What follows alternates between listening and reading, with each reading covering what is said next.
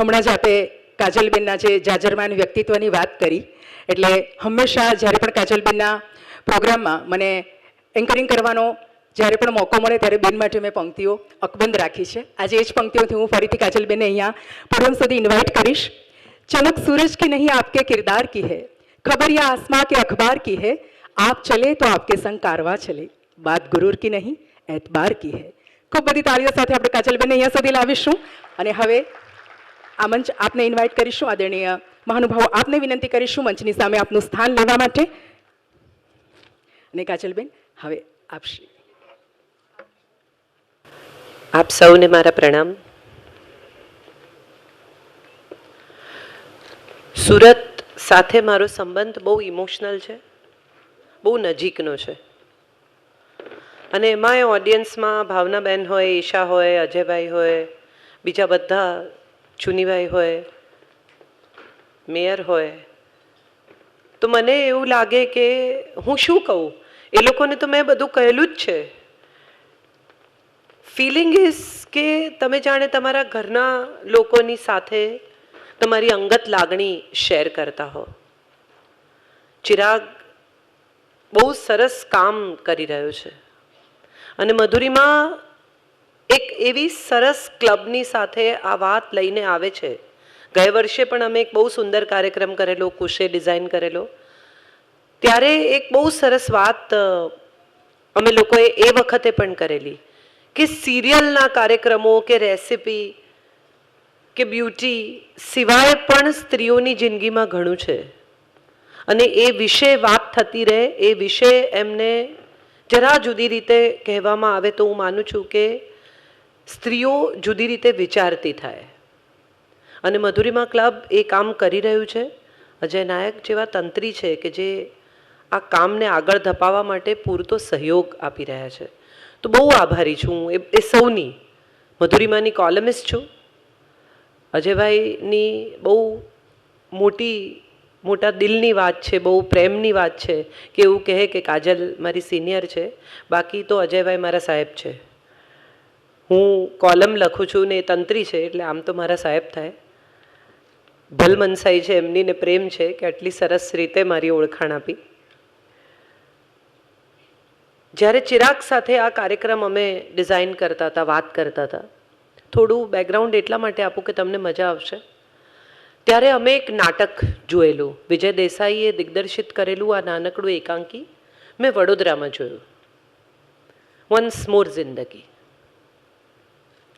સરસ સ્ક્રિપ્ટ, 2 જ જણાની વાર્તા અને બહુ જ સારી રીતે પરફોર્મ થયેલું આ નાટક મેં જોયું. ત્યારે મને એવો વિચાર આવ્યો કે આપણે બધા જ લવ યુ જિંદગી, ડિયર જિંદગી આવું તો કહેતા હોઈએ છે, પણ કોઈએ કદી નથી કહ્યું કે વન્સ મોર જિંદગી. એક નવો ચાન્સ, એક નવો વિચાર, એક નવી દિશામાં જિંદગીને લઈ જવાની વાત આપણે ભાગ્યે જ કરીએ છીએ. પરીક્ષામાં નાપાસ થાય અને આપઘાત કરવાનો વિચાર આવે ત્યાંથી શરૂ કરીને દિલ તૂટે અને આપઘાત કરવાનો વિચાર આવે, લગ્ન નિષ્ફળ જાય અને આપઘાત કરવાનો વિચાર આવે, નોકરી જતી રહીને આપઘાત કરવાનો વિચાર આવે. કેટલા બધા લોકો, હમણાં હું આ કાર્યક્રમ માટે આંકડા તપાસતી હતી ત્યારે મેં જોયું કે 8 લાખ લોકો દર વર્ષે આત્મહત્યાનો પ્રયાસ કરે છે અને 8 લાખ લોકોમાંથી 1,35,000 લોકો ભારતમાં છે. ઇટ ઇઝ સેડ સો કે દરેક 7 મિનિટે એક માણસ આપઘાતનો પ્રયાસ કરે છે અને દરેક 24 મિનિટે એક માણસ એ પ્રયાસમાં સફળ થાય છે. આ આંકડા નેટ પર છે. બહુ આશ્ચર્યની વાત છે કે આત્મહત્યાથી શરૂ કરીને છોડી દેવા સુધી, તૂટી જવા સુધી, હારી જવા સુધી આપણે બધા જ લંબાઈએ છીએ. What is it? હારી જવું એ માણસનો સ્વભાવ જ નથી ખરેખર. તો તમે જો નાનકડું બાળક જોયું હોય જે ચાલતા શીખતું હોય તો એ 10 વાર પડે અને વળી પાછું ઊભું થાય, વળી પાછી ચાલવાની કોશિશ કરે. ભાખોડિયા ભરતું હોય અને માંડ પહેલો હાથ આગળ મૂકે અને વળી ધપદઈને નીચે પડે ને વળી ઊંચું થાય, વળી ભાખોડિયા ભરવાનો પ્રયાસ કરે. તો એનો અર્થ એમ થયો કે માણસ તો જન્મથી જ પ્રયત્નશીલ છે, માણસ તો જન્મથી જ પોઝિટિવ છે, માણસ તો જન્મથી જ કશું સારું કરવા, કશું સારું વિચારવા જન્મે છે. બે છોકરાઓ રમતા હોય અને તમે જુઓ તો બહુ મજા આવે. ઝઘડે, પોતપોતાના રમકડા લઈને પોતપોતાને ઘેર જતા રહે, રડારોળ થઈ જાય, મારામારી થઈ જાય. 5મી મિનિટે છોકરા ભેગા રડતા હોય અને મા બાપ 1 મહિનો ના બોલે, કારણ કે છોકરાઓની પાછળ મા બાપ ઝઘડ્યા હોય અને છોકરાઓ પાછા ભેગા રમતા થઈ જાય. આ કદાચ મોટા થતા થતા આપણામાં પ્રવેશતી જતી નેગેટિવિટી છે. ગીતાના 15મા અધ્યાયનો પહેલો શ્લોક છે, ઉર્ધ્વ મૂલ અધ શાખા અશ્વત્થ પ્રાહુર્વ્યયમ.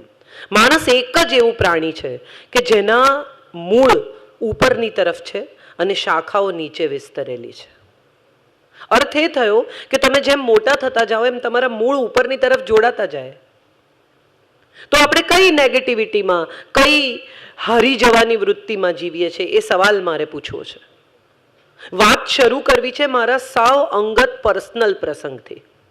અજયભાઈ જે ગાળાની વાત કરે છે એ ગાળામાં વડોદરામાં મારા લગ્ન થયેલા. મને શું અધિકાર છે વન્સ મોર જિંદગી પર બોલવાનો, એનો આ જવાબ છે.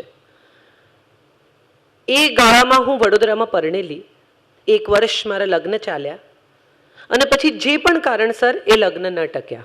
કોણ ગુનેગાર હતું, કોને ન ફાવ્યું, કોનો સ્વભાવ શું હતો, એમાં પડ્યા વગર આપણે એક સ્પષ્ટતા એવી કરવી જોઈએ કે એ લગ્ન ન ટક્યા. જિંદગીએ કહ્યું ફરી એકવાર, let me try, let me work. મેં ફરી ભણવાનું શરૂ કર્યું, મુંબઈ ગઈ, જિંદગીને ફરી એકવાર જોવાનો પ્રયત્ન કર્યો. એ પછી એક સમયગાળો એવો આવ્યો કે હું ઊંઘની 60 ગોળી ખાઈને સૂઈ ગઈ. હોસ્પિટલમાં એડમિટ થઈ, સ્ટમક વોશ કર્યું, મરતી મરતી બચી. આજે તમારી સામે ઊભી છું એટલા માટે કારણ કે એ વખતે બચી ગઈ.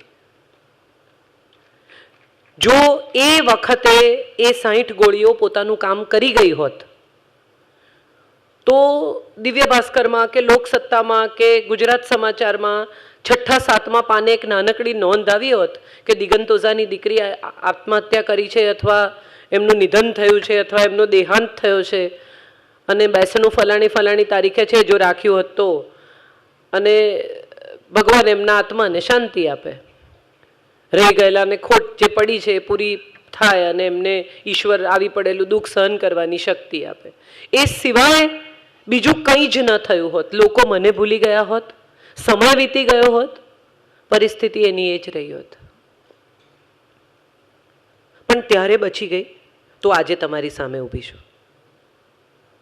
જિંદગીની ક્ષણ બધાની હું માનું છું ત્યાં સુધી બહુ નાની હોય છે. આવેશની એક જ મિનિટ હોય છે, એક જ ક્ષણ હોય છે કે જ્યારે તમને એમ થાય કે બધું નકામું છે, લોકો નકામા છે, દુનિયા નકામી છે, મિત્રો નકામા છે, પરિવાર નકામો છે, કશું બધા કોઈ કામના જ નથી.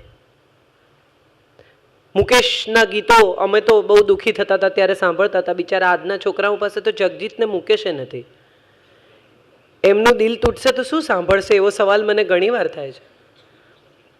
કે અમે તો આમ કેસેટ આવતી હતી એ વખતે, તો જે લોકોને ખબર હશે એમને ખબર હશે, ઘસાઈ જાય કેસેટ ત્યાં સુધી સાંભળીએ. દુઃખ થયું છે ભાઈ, કઈ નાની વાત છે. અને આખી આમ કે દુનિયા બનાને વાલે ક્યાં તેરે મન મેં સમાઈ, તુને કાહે કો દુનિયા બનાઈ. અરે ભાઈ હવે એણે બનાવી તો બનાવી યાર, એને શું કરવા ગાળો દો છો? પણ this is what we all were, this is what we all are. આપણને સમયાંતરે નિરાશાના ઉભરા આવે છે. સમયાંતરે લાગે છે કે ઓહો બધું નકામું છે, આ જગત અર્થહીન છે, સંબંધો નશ્વર છે, માણસ નકામો છે. પણ તમે વિચાર કરો કે માણસને માણસ નકામો લાગે છે, ઈશ્વરને કોઈ દિવસ માણસ નકામો નથી લાગ્યો. જો એને લાગ્યો હોત ને તો એણે પ્રોડક્શન બંધ કરી દીધું હોત. હનુમાનના મંદિર પાસે બેસીને રામના મંદિર પાસે બેસીને બહુ રડતો હતો, જોરથી રડે. એટલે બીજો માણસ આવે ને એને કહું શું થયું ભાઈ તને, કેમ રડે છે? તો કે મારી વાઈફ ભાગી ગઈ યાર. એટલે પેલાએ કહ્યું કે તો અહીંયા રામના મંદિર પાસે ક્યાં રડે છે? ત્યાં પેલું હનુમાનનું મંદિર છે ત્યાં રડ. એટલે પેલાએ કહ્યું કેમ? તો કે આ રામની ભાગી ગઈ એને બી હનુમાન લાવ્યો હતો. પોતે પોતાની વાઈફને નતો લાવી શક્યો, તું ક્યાં અહીંયા બેસીને રડે છે? ઇન્ટરેસ્ટિંગ વાત એ છે કે જે ઈશ્વર પાસે જઈને આપણે દુઃખ રડીએ છીએ, આપણી ફરિયાદો કરીએ છીએ, કકળાટ મચાવીએ છીએ, એ ઈશ્વરને પોતાને કેટલા દુઃખ છે એવો કોઈ દિવસ વિચાર કર્યો? શિવના ખભે સતીનું શબ છે, એની પત્ની એની સામે અગ્નિ સ્નાન કરે છે. કૃષ્ણ જન્મ લે છે અને તરત જ એને એની માંથી જુદા પાડવામાં આવે છે. રામને વનવાસ લેવો પડે છે. મોહમ્મદને કરબલાનું યુદ્ધ લડવું પડે છે. બુદ્ધને ઘર છોડવું પડે છે. મહાવીરના કાનમાં ખીલા ઠોકાય છે. ઈસુને ક્રોસ પર જડી દેવામાં આવે છે. મને એક ભગવાન તો એવો બતાવો કે જેને દુઃખ નથી પડ્યું. એટલે આ જે પોતે દુઃખી છે એની સામે જઈને ક્યાં રડો છો? કમસે કમ એટલું તો કરો કે તમે એનું દુઃખ સમજો. માંજી નામની એક બહુ સરસ ફિલ્મ તમે કદાચ જોઈ હશે. એમાં છેલ્લે એક બહુ સરસ વાત કહે છે દશરથ માંજી कि तुम ईश्वर पे भरोसा रख के बैठे हो, क्या पता वो तुम पर भरोसा करके तुम्हारा इंतजार कर रहा हो. કોઈ વાર એવું બને કે ભગવાનને એમ હોય કે ભાઈ આ કરશે. બહુ સુંદર પ્રસંગ છે ભાગવતજીનો. જે લોકો સાંભળતા હશે નિયમિત ભાગવત કથા એને ખબર હશે. એક દિવસ બહુ દિવસ પછી કૃષ્ણ ઘેર પધાર્યા છે. રૂકમણીને મહેલે સંદેશ મોકલ્યો છે કે આજે હું જમવા આવીશ. રૂકમણીએ જમવાની વ્યવસ્થા કરી છે. સરસ દીવા કર્યા છે, રંગોળી પૂરી છે. ભગવાન જમવા આવે છે, થાળ પીરસ્યો છે. જસ્ટ બેસે છે જમવા અને એકદમ ઊભા થઈને દોડે છે દરવાજા સુધી. હાંફતા હાંફતા પાછા આવે છે. રૂકમણી પૂછે છે એકદમ શું થયું? સરસ મજાના જમવા બેઠા હતા ને દોડીને ક્યાં ગયા? તો કે મેં જોયું કે નીચે મારા એક ભક્ત ઉપર લોકો પથ્થરો મારે છે, એટલે મને થયું કે મારે જવું પડે એને બચાવવા માટે. તો રૂકમણી કે પછી? તો કે પછી શું? પછી મેં જોયું કે એણે પોતે નીચે એક પથ્થર ઉપાડ્યો અને ફરીને પાછો માર્યો, એટલે મને થયું કે વેરી ગુડ, એણે મારું કામ ઓછું કર્યું. એણે પોતાનો સ્વબચાવ કરી લીધો. નાની નાની વાતમાં એણે મને યાદ નથી કર્યો. કેટલી મોટી વાત છે. કમસે કમ પથ્થર ઉપાડીને પાછો તો મારી જ શકાય, એમાં ભગવાનને બોલાવવાની જરૂર નથી. આપણને તો થાય છે કે બધું જ ભગવાન કરે. ગીતામાં કૃષ્ણએ કહ્યું કે યદા યદા હિ ધર્મસ્ય ગ્લાનિર્ભવતિ ભારત, હું આવીશ. જ્યારે જ્યારે ધર્મ ઉપર ગ્લાનિ થશે, સાધુઓ હેરાન થશે, ત્યારે હું આવીશ. એટલે આપણે એવું ધારી લીધું કે હવે જ્યારે આપણે બોલાવીશું ત્યારે આવશે. નવરો છે, એણે કીધું તું ને કે હું આવીશ, બોલાવો એને, ઘસો જીન. એક દિવસ એક માણસ દરિયા કિનારેથી પસાર થતો હતો અને એને જીન દીવો મળ્યો. એણે ખૂબ ઘસ્યો, એમાંથી જીન પ્રગટ થયો. જીને કહ્યું કે માંગ, તારે શું જોઈએ છે? હું કોઈ પણ 3 વસ્તુ આપીશ. એટલે માણસે કહ્યું કે યાર કરોડો રૂપિયા આપ. એટલે જીને ઢગલો કરી દીધો પૈસાનો કે ઉઠાવ ચાલ, કેટલા જોઈએ? માણસે કોથળામાં પૈસા ભર્યા. પછી કહ્યું કે એક રૂપના અંબાર જેવી મિસ વર્લ્ડ મારી ગર્લફ્રેન્ડ. જીને આમ કરીને એક છોકરી ઊભી કરી, હાથ અડો તો મેલી થઈ જાય એવી, રૂપાળી એકદમ. પછી માણસે કહ્યું કે યાર એક મસ્ત ઘર જોઈએ. જીને સાટ કરીને એક તમાચો માર્યો. એટલે માણસે કહ્યું કે મારે છે કેમ? તો જીને કહ્યું મૂર્ખના સરદાર, મારી પાસે ઘર હોત તો હું દીવામાં રહેત. એકચ્યુઅલી સમસ્યા કોને નથી ત્યાંથી વાત શરૂ થાય છે.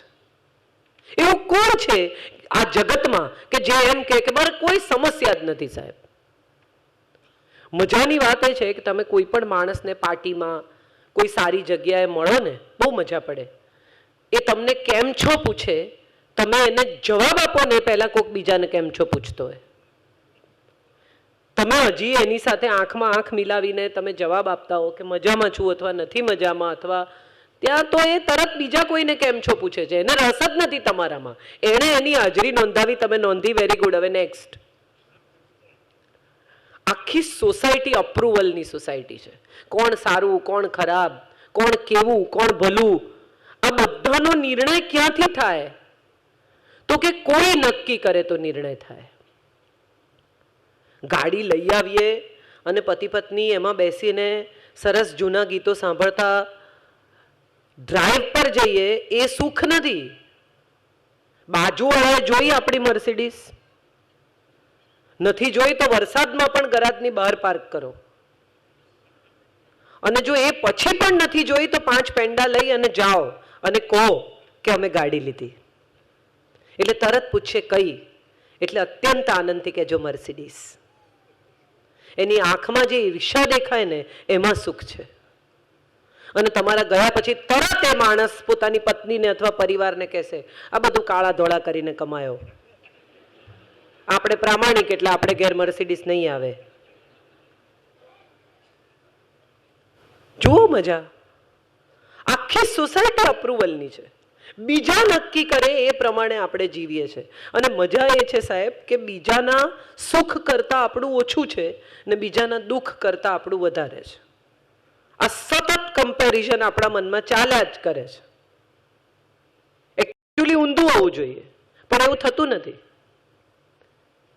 ટીવી ચાલુ કરો અને તમે જો જુઓ તો તમને સમજાય કે 1 કલાકની અંદર પાતળા થાઓ, ગોરા થાઓ, વાળ કાળા કરો, વજન ઘટાડો, ચશ્મા સારા પહેરો, રૂપાળા દેખાઓ, કપડાં ખરીદો, દાગીના ખરીદો, આ જ જાહેરાત આવે છે. સતત તમારી અંદર વધુ ને વધુ ને વધુ ને વધુની ઈચ્છા જાગૃત કરવામાં આવે છે. સતત તમને એવું રિયલાઇઝ કરાવવામાં આવે છે કે તમારી પાસે જે છે એ બધું નકામું છે, હજી બીજું કશું તમારે ખરીદવું જોઈએ. અને એનો સૌથી મોટો દાખલો એ છે, તમે બધાએ અનુભવ્યો છે કે ટીનેજના છોકરાઓને બહાર જવું હોય, પાર્ટીમાં જવું હોય, લગ્નમાં જવું હોય, કબાટ ખોલીને પહેલું વાક્ય બોલે મારી પાસે કપડાં જ નથી. કારણ કે પેલા જે ટીવીમાં દેખાય છે, મિંત્રામાં, ફલાણામાં, ઢીકડામાં, એ નથી. આ તો છે, આ તો પહેરી લીધા, આ તો પતી ગયા, આ તો થઈ ગયા. પણ હવે જે દેખાય છે તે નથી. અસંતોષ બહુ ઇન્ટરેસ્ટિંગ વાત છે. જો એ પ્રમાણમાં હોય, જો એ બરોબર લેવલ પર હોય ને તો પ્રગતિનું કારણ બને છે, વિકાસનું કારણ બને છે. કોઈ માણસને એમ થાય કે ના યાર હું હજી કામ કરી શકું એમ છું, હું હજી કંઈ સારું કરી શકું એમ છું, મારે હજી સારું પુસ્તક લખવાનું બાકી છે, મારે હજી સારું ચિત્ર બનાવવાનું બાકી છે, મારે હજી કશું સારું ગાવું છે, મારે હજી કશું સારું કરવું છે. આ અસંતોષ બહુ ઇન્ટરેસ્ટિંગ છે, હોવો જોઈએ. આ અસંતોષ વિના કોઈ આગળ વધી જ શકે નહીં. બહુ સુંદર એક શબ્દ વાપર્યો છે સલીમ ખાને એને માટે, ડિવાઇન ડિસસેટિસ્ફેક્શન, દૈવી અસંતોષ. આ બહુ ઇન્ટરેસ્ટિંગ છે. દૈવી અસંતોષ હોવો જોઈએ. તમને તમારી કેપેસિટીની ખબર હોય તો તમને એમ થવું જોઈએ કે મારે હજી કંઈક કરવું છે. પહેલી વખત જ્યારે એડમંડ હિલેરી ચઢે છે ત્યારે એ પાછો આવે છે, એ એવરેસ્ટ સર નથી કરી શકતો. વચ્ચે તોફાન આવે છે બરફનું, એ પડી જાય છે, બેહોશ થઈ જાય છે, 2 દિવસ બેહોશ પડી રહે છે અને પાછો આવે છે. પાછો આવે છે ત્યારે એવરેસ્ટના બેઝ કેમ્પ પર ઊભો રહીને એ એવરેસ્ટ તરફ જોઈને કહે છે કે દોસ્ત આ વખતે તો તે મને પાછો મોકલી દીધો. આ એમના પુસ્તકમાં છે કે આ વખતે તો તે મને પાછો મોકલી દીધો, હું પાછો જઈ રહ્યો છું, પણ હું પાછો આવીશ. અને એક વાત યાદ રાખજે કે હું તો માણસ છું, એટલે ફરી ફરીને પાછો આવી શકીશ. તું તો પર્વત છે, તારે અહીં જ ઊભા રહેવું પડશે, તું ક્યાંય નહીં જઈ શકે. એટલે મારે હું પાછો આવીશ ત્યારે પણ તું તો અહીંયા જ હોઈશ. Sir Arthur ash, tennis player, એને એઇડ્સ થયો. કેમ? તો કે બ્લડ ટ્રાન્સફ્યુઝનમાં. પત્રકારો એની પાસે આવ્યા અને પૂછ્યું કે તમને એવું નથી થતું કે વાય મી? સાવ નજીવી બાબતમાં તમને લોહી ચડાવવામાંથી આ એઇડ્સ થઈ ગયો ને હવે તમે મૃત્યુ પામશો, તો તમને એવો વિચાર નથી આવતો કે અરે રે યાર મારી જ સાથે આવું કેમ થયું?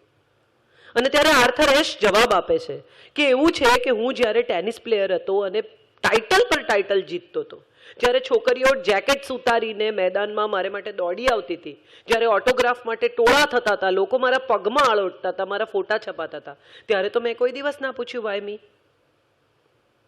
ત્યારે તો મેં કોઈ દિવસ ના કહ્યું કે આ બધું સુખ મારે જ માટે કેમ? પણ જ્યારે દુઃખ આવ્યું ત્યારે મેં પૂછ્યું વાય મી? હું કેમ? અરે રે બધું મારી જ સાથે થાય છે. સુખી હોઈએ, મજા કરતા હોઈએ, ખૂબ કમાતા હોઈએ, ખૂબ મિત્રો હોય, ખૂબ જલસા હોય, ત્યારે કોઈ દિવસ આપણે એવું નથી કહેતા કે અરે રે હે ઈશ્વર આ બધું મને કેમ આપે છે? ત્યારે તો બહુ મજા આવે છે. પણ જો સહેજ દુઃખ આવ્યું, સહેજ ધાર્યું ના થયું, સહેજ કંઈ ગડબડ થઈ તો તરત જ આપણે જિંદગીને ગાળો દેવા માંડીએ છીએ. આવી તે કંઈ જિંદગી હોય, આ તે કંઈ લાઈફ છે. સાહેબ, ભીખુદાન ગઢવીનું નામ તમે બધાએ સાંભળ્યું હશે. ભીખુદાનભાઈ એક બહુ મજાની વાત કરેલી. પ્રોગ્રામમાંથી પાછા આવે ને એટલે દર વખતે કમ્પ્લેન કરે, આ ઉજાગરા થાય છે ને, ધક્કા ખાવા પડે છે ને, આ કંટાળી જવાય છે ને, ખાવાના ઠેકાણા નથી રહેતા ને, ઊંઘ પૂરી નથી થતી ને. આવું 20 વર્ષ ચાલ્યું. દર વખતે પ્રોગ્રામમાં જાય, પાછા આવીને કમ્પ્લેન કરે. લગ્નને 20 વર્ષ પૂરા થયા ત્યારે એક દિવસ એમના પત્નીએ નમ્ર અવાજે બહુ શાંતિથી કહ્યું કે આ 20 વર્ષ થયા, તમને કાયમ પ્રોગ્રામમાં જતા જોઉં છું, પણ મને યાદ નથી કે કોઈ દી કોઈ આવ્યું હોય ને તમને ઢહેડીને લઈ ગયું હોય. તમે જાઓ છો તો તમારી મરજીથી, તમને ઉત્સાહ છે, ફટાફટ ડાયરી જોઈને તારીખો આપો છો, પછી શું કરવા કમ્પ્લેન કરો છો? શું છે આ જિંદગી? જો એને આપણે વન્સ મોર કહેવાના હોઈએ તો વન્સ મોર કહેતા પહેલા એટલું તો સમજી લઈએ કે આ જિંદગી શું છે. જન્મ લેવો, શ્વાસ લેવો, જીવતા રહેવું, દિવસો વિતાવવા, કેલેન્ડરની તારીખો બદલાતી રહે, વરસમાં વરસ ઉમેરાતું રહે, કેન્ડલ પર મીણબત્તીઓ વધતી રહે, પ્રેમ થાય, દિલ તૂટી જાય, લગ્ન થાય, લગ્ન તૂટી જાય અથવા ટકી રહે, સંતાન થાય, સંતાન મોટું થાય, ગરડા થઈએ, વાળ ધોળા થાય, ની રિપ્લેસમેન્ટ થાય, કરોડરજ્જુ દુખવા આવે. આ જ એક પ્રવાહ છે જેમાં આપણે જીવીએ, જેમાં આપણે જીવતા રહીએ અને પૂરી થઈ જાય. તો એવા લોકોને આપણે કેમ યાદ નથી કરતા કે જે આ પ્રવાસમાં પસાર થયા છે ને છતાંય નથી થયા? મેર્લિન મોનરો પહેલી વાર મોડલિંગ કરવા જાય છે બ્લુ સ્ટાર નામની કંપનીમાં. ફોટા પાડે છે એના, અને એને કહેવામાં આવે છે કે બેન લગન બગન કરી લો, તમારું કંઈ ઠેકાણું નહીં પડે, તમે જિંદગીમાં ક્યારેય મોડલિંગ નહીં કરી શકો. આજે પણ મેરિલિન મોનરો જેવા દેખાવા માટે લોકો પ્લાસ્ટિક સર્જરી કરાવે છે અને સુંદરતાનો એ આઈડિયલ માનવામાં આવે છે.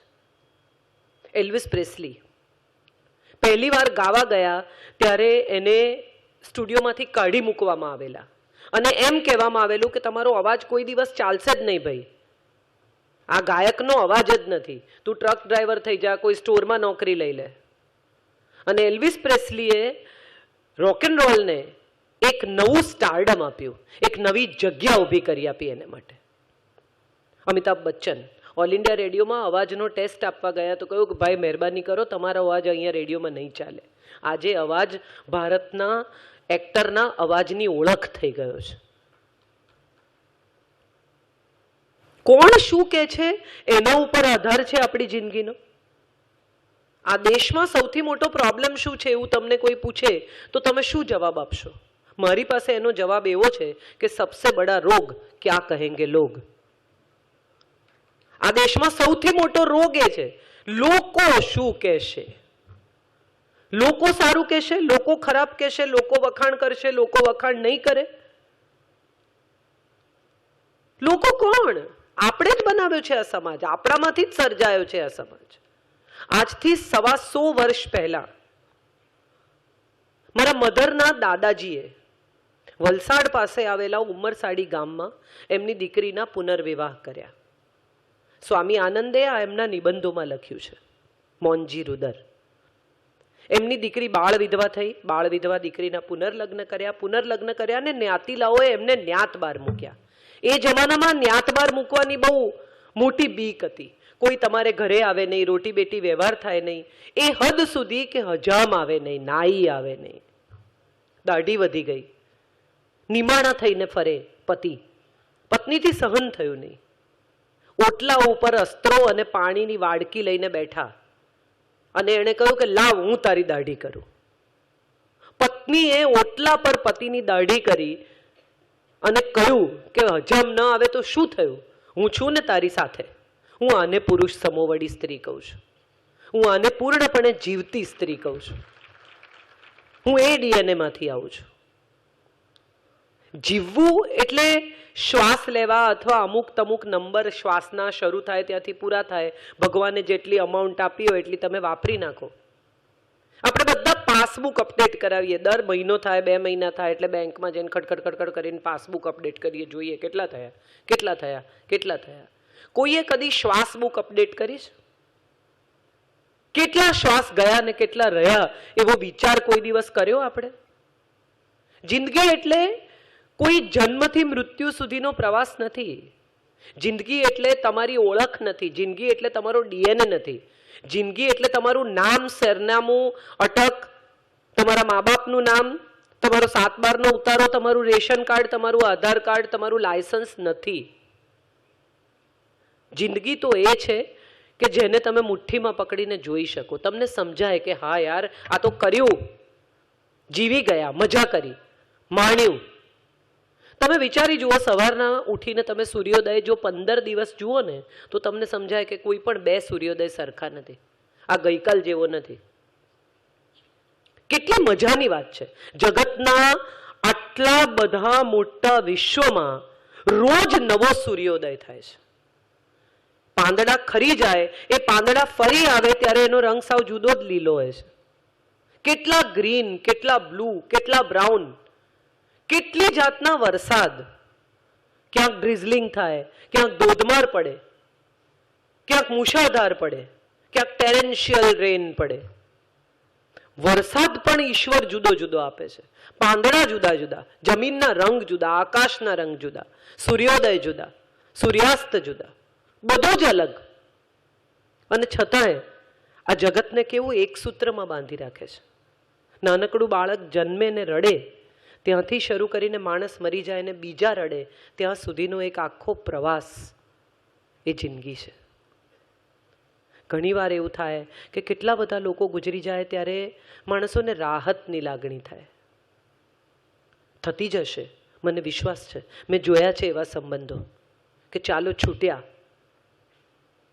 અને કેટલાક લોકો ગુજરી જાય ને અજાણ્યાને ખબર પડે કે એમ ગુજરી ગયા. અરે રે,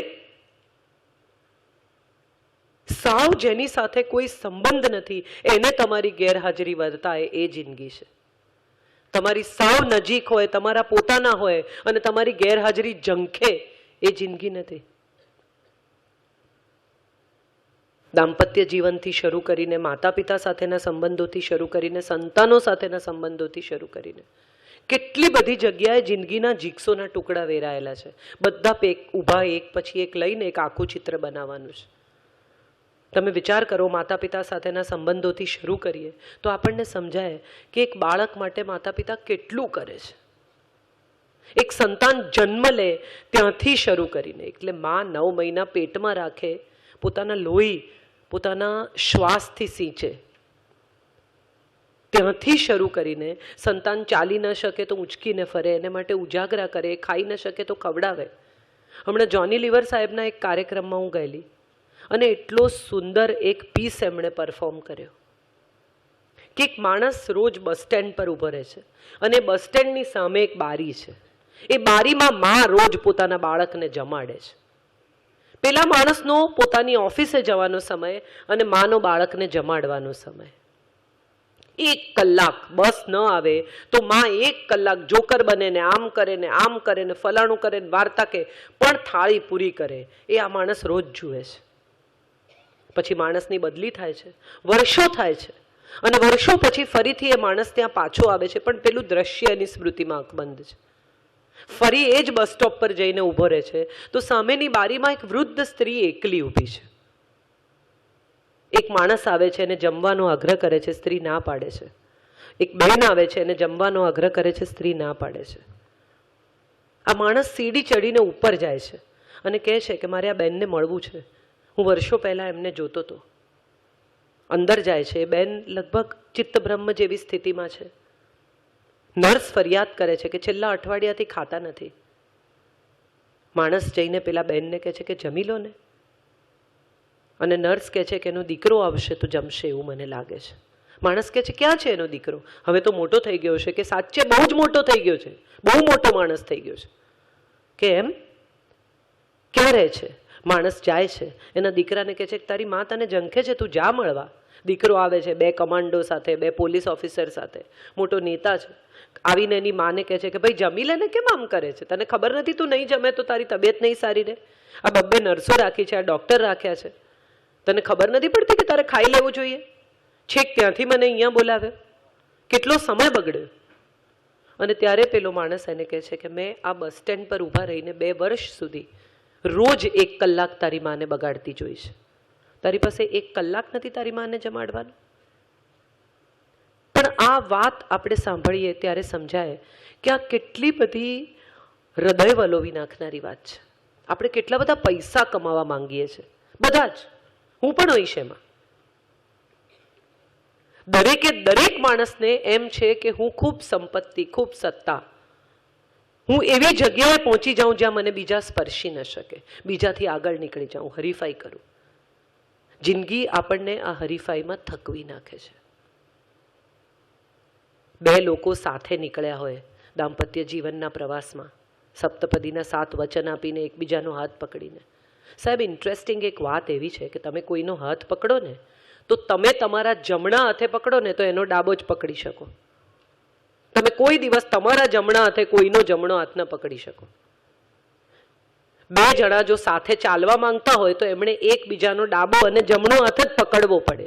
એનો અર્થ એમ થયો કે 2 જુદા માણસો છે, જુદા વિચારો છે, જુદી માન્યતાઓ છે, જુદા ઉછેર છે. આ જુદી માન્યતા, જુદા ઉછેર, જુદા વિચારો જુદી દિશામાં જવાને બદલે એક જ દિશામાં જાય, એનો અર્થ દાંપત્ય છે. 2 જણા સાથે નીકળે, એક જણ દોડતું નીકળી જાય અને બીજું ધીમે ધીમે પાછળ આવે. બહુ ક્યારેક આ દાંપત્ય જીવનના સવાલો બહુ થકવી નાખનારા હોય છે. પ્રેમ એટલે શું, એવું ઘણા લોકો મને પૂછે છે કે બેન પ્રેમ એટલે શું? અને ત્યારે મને હસવું પણ આવે, વિચાર પણ આવે કે પ્રેમ એટલે શું? હિન્દી સિનેમાએ એવો દાટ વાળ્યો છે પ્રેમ બતાવીને. 2 જણા એકબીજાની ઉપર પડી જાય એટલે પ્રેમ થઈ જાય. આવું બને કોઈ દિવસ? 2 જણાને ઝઘડતા હોય એકબીજાની સાથે અને ઝઘડતા ઝઘડતા જો પડે ને આમ ઉપર એકબીજાની ઉપર રોલ થઈ જાય ને આમ નજીક આવી જાય તો પ્રેમ થઈ જાય. આ હિન્દી સિનેમાનો પ્રેમ છે. પહેલાના જમાનામાં 2 ફૂલો આમ નજીક આવે એટલે પ્રેમ થઈ ગયો. હવે તો એ લોકો એવી મર્યાદા પણ છોડી દીધી છે. જેને જેમ ફાવે તેમ હિન્દી સિનેમામાં શૂટ કરે છે, જેને જેમ ફાવે એમ પ્રેમની વાત કરે છે. હમણાં એક મેં ગીત સાંભળ્યું કે આજે રાત્રે આપણે ભેગા રહીએ, કાલ સવારે એકબીજાને ઓળખીશું નહીં, કલ સે અજનબી બન જાયેંગે, વન નાઇટ સ્ટેન્ડ. ત્યારે મને એક સવાલ થાય છે કે શરીર અને પ્રેમ એકબીજાની સાથે જે જોડવાની આ આખી રમત છે, એણે દાંપત્ય જીવનનો સત્યાનાશ કર્યું છે. પહેલી રાતની વાતો તમે બહુ સાંભળી હશે, ફૂલો લગાવે ને આમ કરે ને, ફર્સ્ટ નાઇટ વીટે મિત્રો પણ ચડાવે ને, આ બાજુ બેનપણીઓ પણ ચડાવે ને. એકચ્યુઅલી જે લોકો સાચે જ વિધિસર અરેન્જ મેરેજથી પરણ્યા છે ને એને ખબર છે કે પહેલી રાત એટલી ભયાનક હોય છે સાહેબ. પગે લાગી લાગીને કમર દુખી ગઈ હોય, ધુમાડો ગળામાં ગયો હોય, ત્રાસ માનસિક થયો હોય, બધા મેથી મારી હોય આખા દિવસ દરમિયાન કે આમ કરાય ને આમ ન કરાય ને, ભારે સાડી પહેરી રાખી હોય. પેલા આપણે ભારે, અને અમારા જમાનામાં તો મે મહિનામાં સૂટ પહેરાવે સાહેબ. તમારી ઈચ્છા હોય કે ન હોય, માતા પિતા એમની પ્રતિષ્ઠા ખાતર તમને મેમાં સૂટ પહેરાવે. બહુ આમ તમે વિચારો કે એક વરરાજા થવું એ કે બહુ સાદી રમત નથી, ધીરજ માગી લેતી ગેમ છે. અમારા સાંઈરામભાઈ બહુ સરસ કહે છે કે આ જાનડીઓ મોટે મોટેથી ગાય, ઢોલ વગાડે, લૂણ ખખડાવે, બધા નાચે કૂદે, બેન્ડ વાગે, આવું શું કામ કરતા હશે?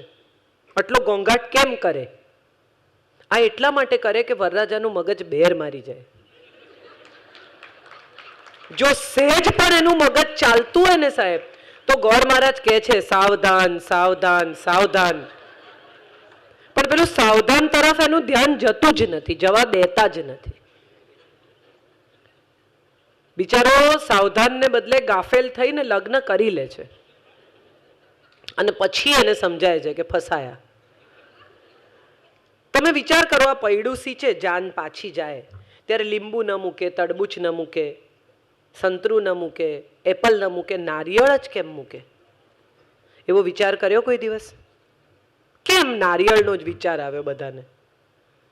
તમે નારિયેળ મૂકો ને એના પરથી ગાડી પસાર થાય ને, પછી જે રીતે છોતરા ફાટે ને, મૂળ એમ કહેવામાં આવે છે વરરાજા અને પત્ની બંનેને કે હવે આવા છોતરા ફાટશે. ભયાનક જિંદગી શરૂ થઈ સાહેબ. હવે જો મજા. એક પતિ પત્નીની પહેલી રાત હતી.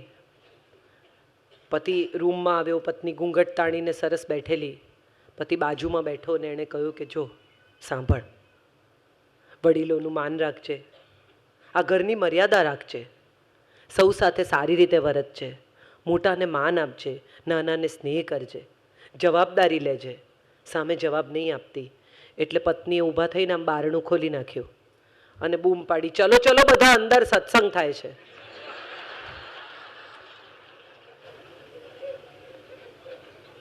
આમ જુઓ ને તો હસવું આવે એવી વાત છે, અને આમ જુઓ ને તો બહુ ગંભીરતાથી લેવા જેવી આ બાબત છે.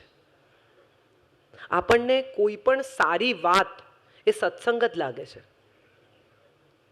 આપણને કોઈ પણ સલાહ એ લોડ જ લાગે છે.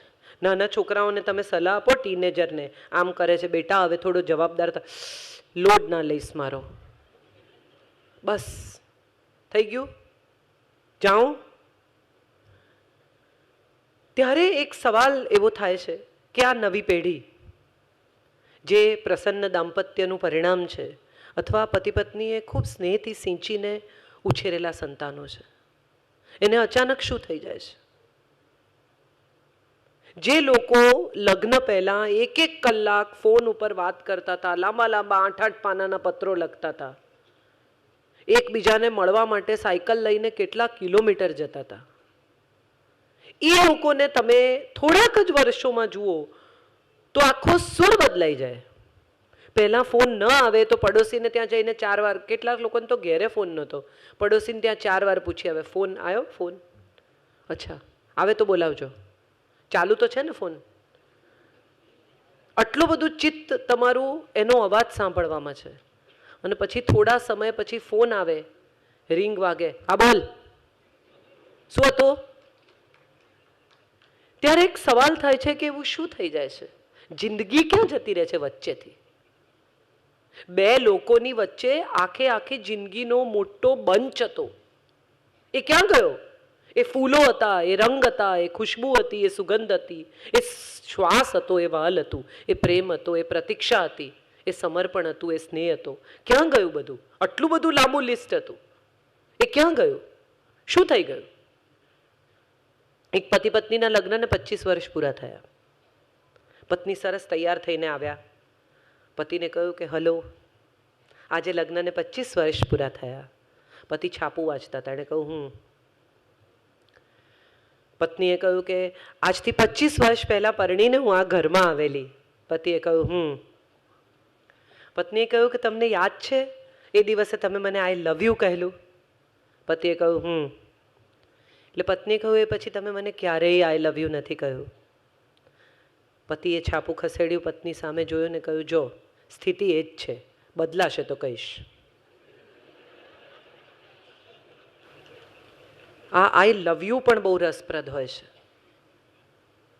કેટલાક લોકોને તમે એરપોર્ટ પર જોયા હશે, વાત કરતા હોય, ફ્લાઇટનું અનાઉન્સમેન્ટ થઈ જાય, ફોન પર વાત કરતા હોય અને સડ આ ચાલ ભાઈ ચાલ, હવે અનાઉન્સમેન્ટ થયું, બંધ કરાવે છે, આ લવ યુ ચાલ લવ યુ. આ લવ યુ કહેવાની રીત છે, પૂર્ણ વિરામની જેમ વાપરે છે. મૂક હવે ફોન, લવ યુ. આ બધું જ ખરેખર જિંદગીના ટુકડા છે. કોઈને ચાહી શકવું, કોઈની પ્રતીક્ષા કરવી, કોઈને માટે સ્નેહ હોવો, કોઈને માટે કરુણા હોવી, આ બધા જ જિંદગીના ટુકડા છે. આ જીક્સો જોડતા જઈશું ને તો એક આખી જિંદગી બનશે.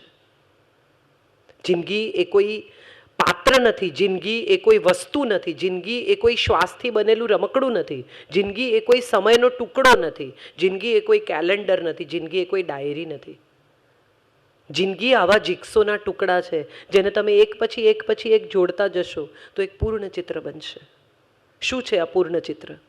ઉનાળામાં તમારા ઘરમાં કેરી આવતી હોય અને તમારા ઘરમાં કોઈ કામ કરતી બાઈ હોય તો એના ઘરમાં પણ અડધી પેટી કેરી જાય, જિંદગી છે. પ્રેમથી તમે એની સાથે વહેંચીને ખાઓ, એ જિંદગી છે. તમારા બાળકોને એમ કહો કે એમના કપડાં જો વધારાના હોય તો એમની જાતે કાઢે અને એની જાતે જઈને એવા બાળકોને આપી આવે કે જેની પાસે એક જોડી કપડાં પણ પૂરા નથી, એ જિંદગી છે. તમારા ડ્રાઈવરની પત્ની બીમાર હોય અને રજા પાડે તો એના પર મગજ ગુમાવવાને બદલે એને એમ કહેવું કે જોજે એને સારું થાય ને પછી જ આવજે ભાઈ. આપણે કેટલા બધા સ્વાર્થી છીએ એવો વિચાર કદી કર્યો છે?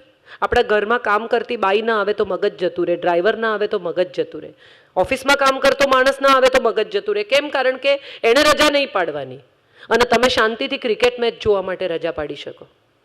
એના ઘરમાં બીમારી હોય, એનું સંતાન બીમાર હોય, પત્ની બીમાર હોય તો પણ એણે રજા નહીં પાડવાની. જુઠ્ઠો છે સાલો. અને આપણે ક્રિકેટ મેચ જોવા માટે, કોઈના લગ્નમાં જવા માટે, એનિવર્સરી ઉજવવા માટે રજા પાડી શકીએ. કેમ? કારણ કે આપણી પાસે એટલા પૈસા છે. જિંદગી બહુ અઘરી નથી પણ બહુ મોંઘી છે. જે લોકો નિરાશ થઈ જાય છે, જે લોકોને એમ લાગે છે કે આ ડિપ્રેશન છે. હમણાં દીપિકા પાદુકોણનો એક બહુ સુંદર ઇન્ટરવ્યૂ ટેલિવિઝન પર આવેલો જે હજી યુટ્યુબ પર ઉપલબ્ધ છે. હું માનું છું દરેકે દરેક માણસે આ ઇન્ટરવ્યૂ જોવો જોઈએ, જેમાં દીપિકા પાદુકોણે ડિપ્રેશન વિશે વાત કરી છે. ટોપની હિરોઈન, ઉત્તમ ફિલ્મો કરે, ખૂબ રૂપાળી, બબ્બે રિલેશનશિપમાંથી પસાર થઈ, ટોપના એક્ટર્સ સાથે. શું થયું એને? કેમ ડિપ્રેશન આવ્યું? ડિપ્રેશન એ હદનું કે એણે આપઘાતનો પણ પ્રયત્ન કર્યો. કેમ થયું આવું? મોનિકા લેવિન્સ્કીનો એક ઇન્ટરવ્યૂ બહુ જ એક બહુ સુંદર લાઈન કહી છે એમાં મોનિકા લેવિન્સ્કીએ કે 22 વર્ષની દુનિયાની લગભગ 100માંથી 80 છોકરીઓ એના બોસના પ્રેમમાં પડે છે. અને આ બહુ સ્વાભાવિક પ્રક્રિયા છે. મારો ગુનો એટલો છે કે મારો બોસ અમેરિકાનો પ્રેસિડેન્ટ હતો. એમાં એની જવાબદારી નથી. બ્લુ ડ્રેસ પહેર્યો હતો, બ્લુ ડ્રેસમાં વીર્યના ડાઘા હતા, આમ હતું, ફલાણું હતું, આવું થયું, કોણે કહ્યું? એણે કહ્યું કે મારો ડ્રેસ ઊંચો કરો. કોઈની અંગત જિંદગીમાં આટલા બધા દાખલ કેવી રીતે થવાય? કોઈ શું કરે છે એ વિશે જાણવા માટે આટલા બધા તલપાપડ કેમ છીએ આપણે? અને આપણને બધાને એવું છે કે આપણને બધાને માણસ ઓળખવા જોઈએ. હું આવી તો મને ચુનીભાઈ ઓળખે, મને અજયભાઈ ઓળખે, મને રાજુભાઈ ઓળખે, મને ભાવનાબેન. કેમ છો બધા? કેમ છો? ઓળખો છો? બહુ સરસ. મને ઓળખે મને બહુ ગમે, પણ મને ઓળખી જાય મને ન ગમે. જો કદાચ કોઈ મારે વિશે કોઈ અંગત બાબત જાણી જાય તો મને બહુ પ્રોબ્લેમ છે, પણ બીજાની અંગત વાત જાણવામાં મને બહુ રસ છે. જરાક કોઈ તમને એમ કે તમને ખબર છે ફલાણાનું ફલાણા સાથે લફડું છે, એમ બધું મૂકીને તમારો રસ ત્યાં જતો રહ્યો. જેનું જે થવાનું એ થાય, મને સ્ટોરી કરો આ લફરાની. તમને કોણે કીધું? કેટલો બધો રસ. બાજુવાળાની છોકરી ભાગી ગઈ એ વાત આપણે 10 લોકોને ફોન કરીને કરી. કેમ? કારણ કે આપણી દીકરી નથી. આપણને હંમેશા બીજાના ફાટેલા નાનકડા ટુકડામાં પગ નાખીને વધુ ફાડવાની મજા આવે છે. આ જિંદગી નથી. જિંદગી તો બીજાનું કશું ફાટી ગયું હોય, કોઈની જિંદગીમાં પ્રોબ્લેમ થયો હોય ત્યાં જઈને સાંધી આપવામાં છે. કોઈની દીકરી ભાગી ગઈ હોય ત્યાં જઈને બેસવું અને એમ કહેવું કે કંઈ વાંધો નહીં, પાછી આવશે, અને નહીં આવે ને તો સુખી જ થશે, ચિંતા ના કરો, એને માફ કરો. જિંદગી માફ કરવામાં છે, સાફ કરવામાં છે. સ્વચ્છતા અભિયાનનું લોગો લગાડવાથી કે સ્વચ્છતા અભિયાનના બોર્ડ મારવાથી કશું જ સ્વચ્છ નહીં થાય, મન પણ સ્વચ્છ નહીં થાય. હમણાં અમદાવાદમાં એક બહુ જ સુંદર પેઇન્ટિંગ કોમ્પિટિશન હતી નાના નાના છોકરાઓની. એમાં એક દીકરીએ સ્વચ્છતા અભિયાન પર પેઇન્ટિંગ કર્યું, એક મોટું હૃદય બનાવ્યું કાગળમાં અને એમાં ઝાડુ મૂક્યું અને એણે નીચે લખ્યું કે હૃદય સાફ કરો, દેશ સાફ થઈ જશે. 6 જ વર્ષની છોકરી, 6 years old. અને ત્યારે સમજાય કે ખરેખર તો હૃદય સાફ કરવાની જરૂર છે, માફ કરવાની જરૂર છે. વર્ષે એકવાર મિચ્છામી દુક્કડમ કહી દેવાથી કશું માફ નથી થતું. સોરી નામનો એક શબ્દ અંગ્રેજોએ આપણને આપ્યો, ક્ષમા નામનો એક શબ્દ આપણને આપણા સાહિત્યએ, આપણી સંસ્કૃત ભાષાએ આપ્યો. તમે વિચાર કરો કે તમે બધા આવી ગયા હો, અહીંયા બેઠા હો, અને અંદર હું ચિરાગભાઈને એમ કહું કે હવે નહીં બોલાય યાર, બહુ લોચો છે, મને મારવા માંડે ચિરાગભાઈ, અને તમે ચિરાગભાઈને મારવા માંડો. 18 અક્ષૌહિણી સેનાઓ ગોઠવાઈ છે, ઘોડાઓની હાવળ છે, હાથીઓની ચિંગાડ છે, ભાલા ખણખણે છે, લોકો લડવા તૈયાર છે, અને અર્જુન કહે છે કે મારથી નહીં લડાય, મારા ગાત્રો શિથિલ છે, મારું ગળું સુકાય છે, મારું ગાંડીવ ધ્રુજે છે. એક લાફો માર્યો કૃષ્ણએ કે બેવકૂફ, અહીં સુધી શું કામ બધાને લાવ્યો? આ અક્કલ પહેલા નહોતી? નથી કહેતા એવું. શાંત ચિત્તે પહેલા અર્જુનને બોલી લેવા દે છે. તમે બહુ ધ્યાનથી વાંચો તો તમને સમજાય કે ગીતા એક સંસારીએ બીજા સંસારીને આપેલું જ્ઞાન છે. બેમાંથી કોઈ સંન્યાસી નથી. 700 શ્લોકમાંથી એક પણ વાર હિન્દુ શબ્દનો પ્રયોગ નથી કરવામાં આવ્યો, અને આપણે એને હિન્દુ ધર્મનો પુસ્તક કહીએ છીએ. એક આખો અધ્યાય અર્જુન વિષાદ યોગ છે. અર્જુન બોલે છે અને કૃષ્ણ સાંભળે છે. ક્યાંય વચ્ચે નથી કહેતા સમજી ગયો હવે ચૂપ રહે, હું કહું એ સાંભળ, બહુ બોલ્યો ભાઈ તું. શાંત ચિત્તે એ જે કહે છે, આ યુદ્ધ લોકો વેટ કરે છે, યુદ્ધ થવાની તૈયારી છે, ચારે તરફ આટલું પ્રેશર છે, એમાં એને બોલવા દે છે. એક સારો સાયકોલોજિસ્ટ, એક સારો દોસ્ત, એક સારો ગુરુ, એક સારો મિત્ર, એક સારો વડીલ એ છે કે જે તમને સાંભળે. આપણે હવે પેશન્ટ હિયરિંગમાંથી બહાર નીકળી ગયા છે. હમણાં એક બહુ સરસ જોક મને કોઈકે કીધો કે એક માણસે બીજા માણસને કીધું કે અમારા ગામમાં એક ચમત્કારી બાવો છે. તો બીજાએ કીધું અમારા ગામમાં પણ ચમત્કારી બાવો છે. પેલાએ કહ્યું કે અમારા ગામમાં જે બાવો છે એ તો વગર દીવાસળીએ દીવો પેટાવે છે. તો પેલાએ કીધું અમારા ગામમાં જે બાવો છે એ વગર પાણીએ આગ ઠારે છે. પેલાએ કીધું અમારે ત્યાં આમ છે, આણે કીધું અમારે ત્યાં આમ છે. હવે જે આ દલીલ જ્યાં પહોંચી હતી ત્યાં એક માણસને થયું કે આ જરા હદ થઈ ગઈ. એટલે એણે કહ્યું કે અમારે ત્યાં જે ચમત્કારી બાવો છે ને તો ગુજરી ગયો. હવે એટલે પેલાએ કીધું ના ના ના, અમારે ત્યાં જે બાવો છે ને જીવે છે, પણ હવે એવો ચમત્કારી રહ્યો નથી.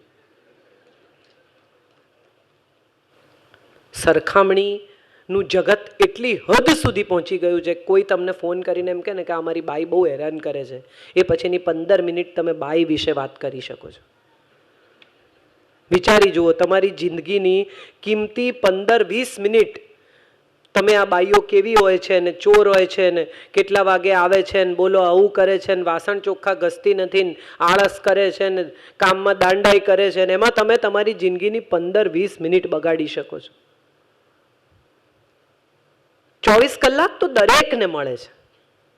કોઈને 22 ને કોઈને 18 ને કોઈને 16 ને કોઈને 15 નથી મળતા. પણ કેટલાક લોકો પોતાના 24 કલાકમાંથી ધીરુભાઈ અંબાણી બને છે. કેટલાક લોકો પોતાના 24 કલાકમાંથી સુનિલ ગવાસ્કર બને છે, સચિન તેંડુલકર બને છે. કેટલાક લોકો પોતાના 24 કલાકમાંથી લતા મંગેશકર બને છે, અને કેટલાક લોકો પોતાના 24 કલાકમાંથી લતીફ ને દાઉદ બને છે. કલાક તો એક છે બધા પાસે, કોઈ પાસે જુદા નથી. કેટલાક ભિખારી બને છે, કેટલાક બાદશાહ બને છે. નસીબ એવો એક શબ્દ જિંદગી સાથે બહુ સ્વાભાવિકતાથી જોડાયેલો છે. બહુ બધા લોકો કે નસીબ જોઈએ ભાઈ, નસીબ જોઈએ, એટલી મહેનત કરો તો કંઈ થાય નહીં, તકદીર જોઈએ. કેટલાક લોકો સવારે તમને ખબર હશે રાશિ ભવિષ્ય વાંચે, કચ્છ ગન મટન, પછી દિવસ શરૂ કરે આજે શું લખ્યું છે. એ લોકોને મારે કહેવાનું કે કૃષ્ણ અને કંસની રાશિ એક છે એવી કોઈને ખબર છે? બંનેની કચ્છ ગ છે. રાધા અને રૂકમણીની રાશિ એક છે, નસીબ એક નથી.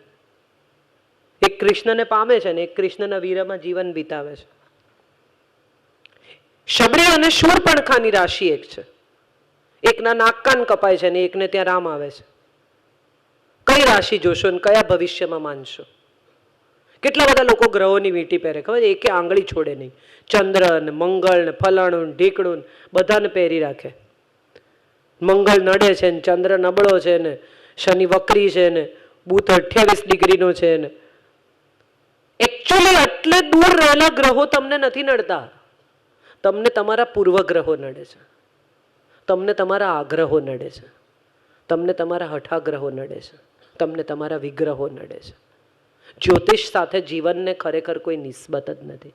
મારો એક બહુ અંગત મિત્ર છે, જ્યોતિષ બહુ સારું જુએ છે. એટલે એક દિવસ મેં એને પૂછ્યું, મેં કીધું આ તમે કશું બદલી શકો? કાલે સવારે હું મરી જવાની હોઉં ને તને તારી કુંડળીમાં દેખાય તો તું અટકાવી શકે? એણે બહુ પ્રામાણિકતાથી કહ્યું હું કશું ન અટકાવી શકું. જ્યોતિષ શું કરે એ સમજવા જેવી વાત છે. જ્યોતિષ એટલું જ કરી શકે કે તમારું ચપ્પલ તૂટવાનું હોય ને તો અચૂક તૂટે, પણ તમને મોચી નજીકમાં મળે. આટલું જ થઈ શકે. તમારું જો ચપ્પલ તૂટી જવાનું હોય તો એ જ્યોતિષ તોડતા નથી અટકાવી શકતો, પણ તમને નજીકમાં મોચી શોધી આપે તો તમારે બહુ લંગડાતા લંગડાતા ચાલવું ન પડે. આ જ્યોતિષનું કામ છે એવું એણે મને સમજાવ્યું. અને ત્યારે મને એક વિચાર આવે છે કે આપણે બધા જિંદગીથી થાકી હારીને જ્યોતિષને ત્યાં જઈએ, ધર્મગુરુને ત્યાં જઈએ ને આ પેલા એક બાબા આવે છે ખબર છે, લીલી ચટણી ખાઓ ને લાલ ચટણી ખાઓ ને કેળા ખાઓ ને સમોસા ખાઓ ને 2,000 રૂપિયા આપીને લોકો એના દરબારમાં જાય છે. હમણાં એક લગ્નમાં કોઈકે વાત કરી કે કન્યાની પ્રતીક્ષા હતી, બધા ફોટોગ્રાફર્સ બહાર ઊભા હતા, કન્યા હજી પરણવા આવે માંડવે એની રાહ જોવાતી હતી ને એક ગાડી આવીને ઊભી રહી, લાલ કપડાં પહેરેલી એક સ્ત્રી એમાંથી ઉતરી એટલે ફોટોગ્રાફરો ધડાધડ ફોટા પાડવા માંડે. એટલે છોકરીના બાપે કહ્યું કે ઊભા રહો ભાઈ, આ કન્યા નથી, આ તો રાધેમાં છે.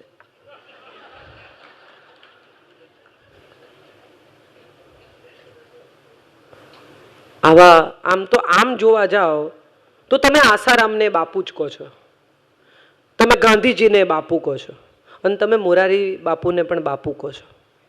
આ ત્રણેયને તમે બાપુ કહો છો, પણ નમવું કોને અને કોને ન નમવું એ નક્કી કરવાનો અધિકાર તમારી પાસે છે. મંદિરના પગથિયા જે માર્બલમાંથી બને ને એ જ માર્બલમાંથી મૂર્તિ બને. એકને આપણે પગ નીચે ઘસી નાખીએ અને એકની સામે માથું નમાવીએ. એટલે ઘસાવું કે પૂજાવું એ આપણા હાથમાં છે.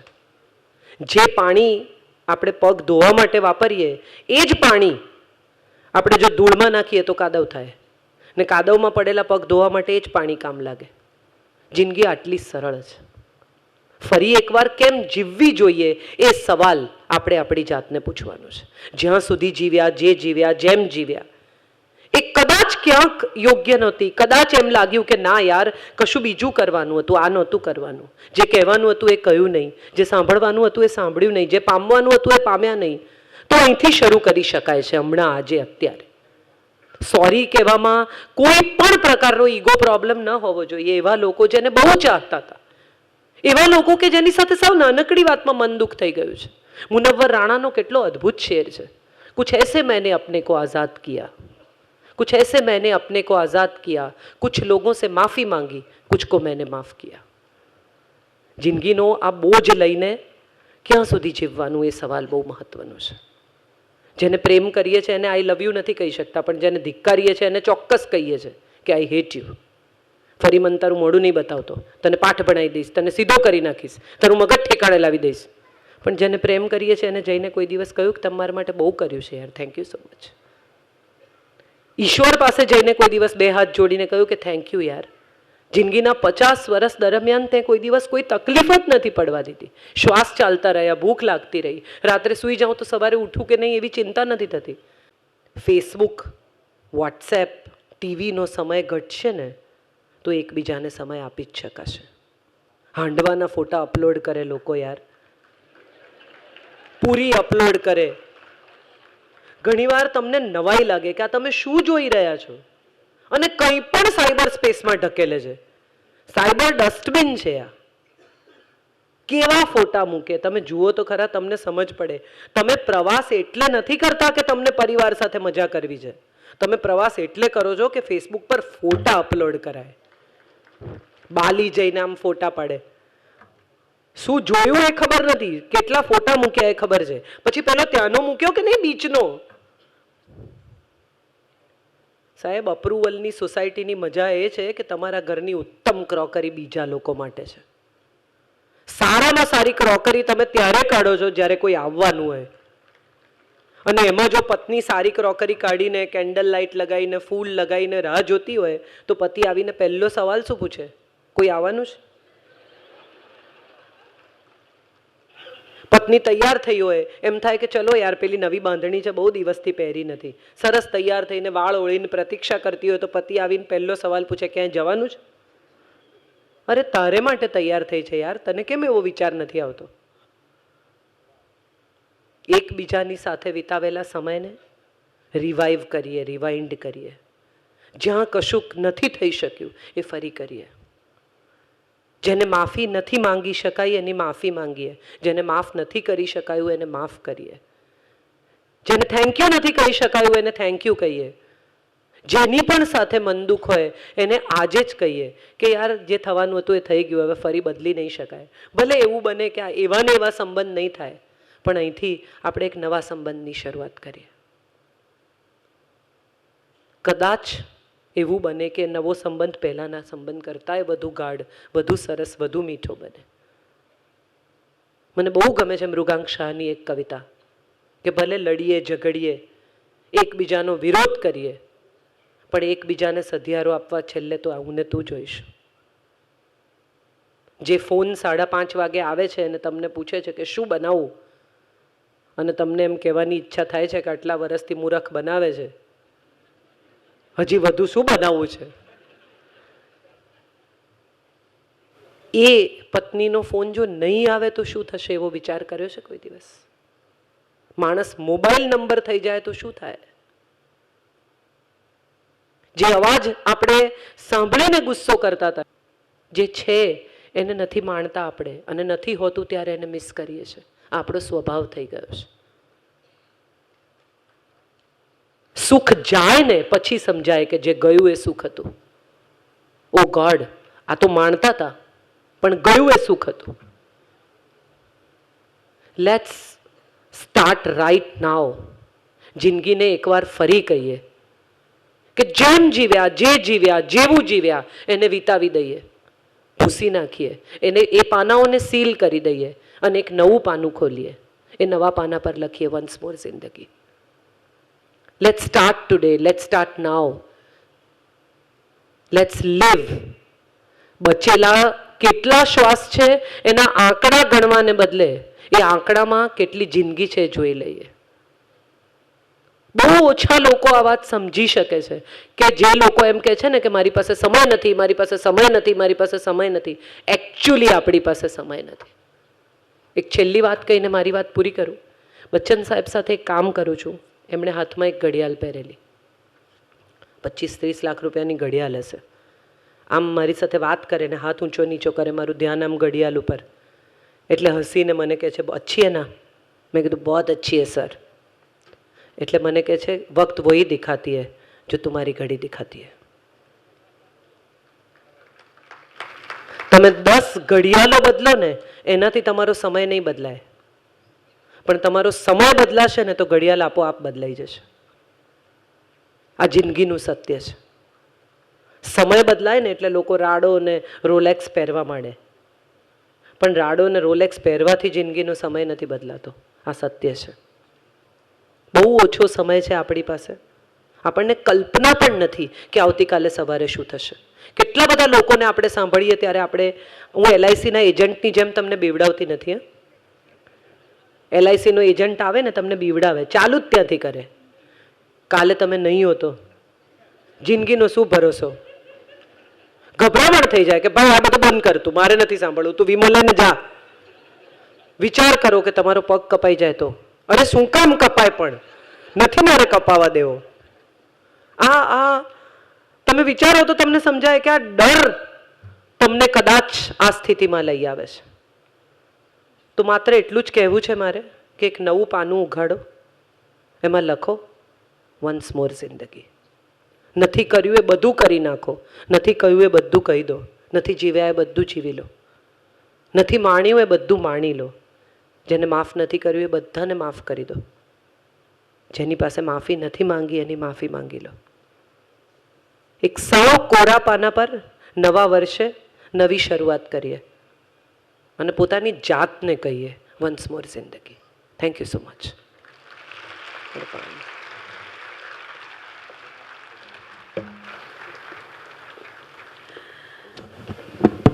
કાજલબેનને સાંભળ્યા પછી એમના મનમાં આપણે જેટલી પણ ખુશી વ્યક્ત કરીએ એટલી ઓછી છે, પણ ફિનિશિંગ ટચ આ વાતથી આપીએ.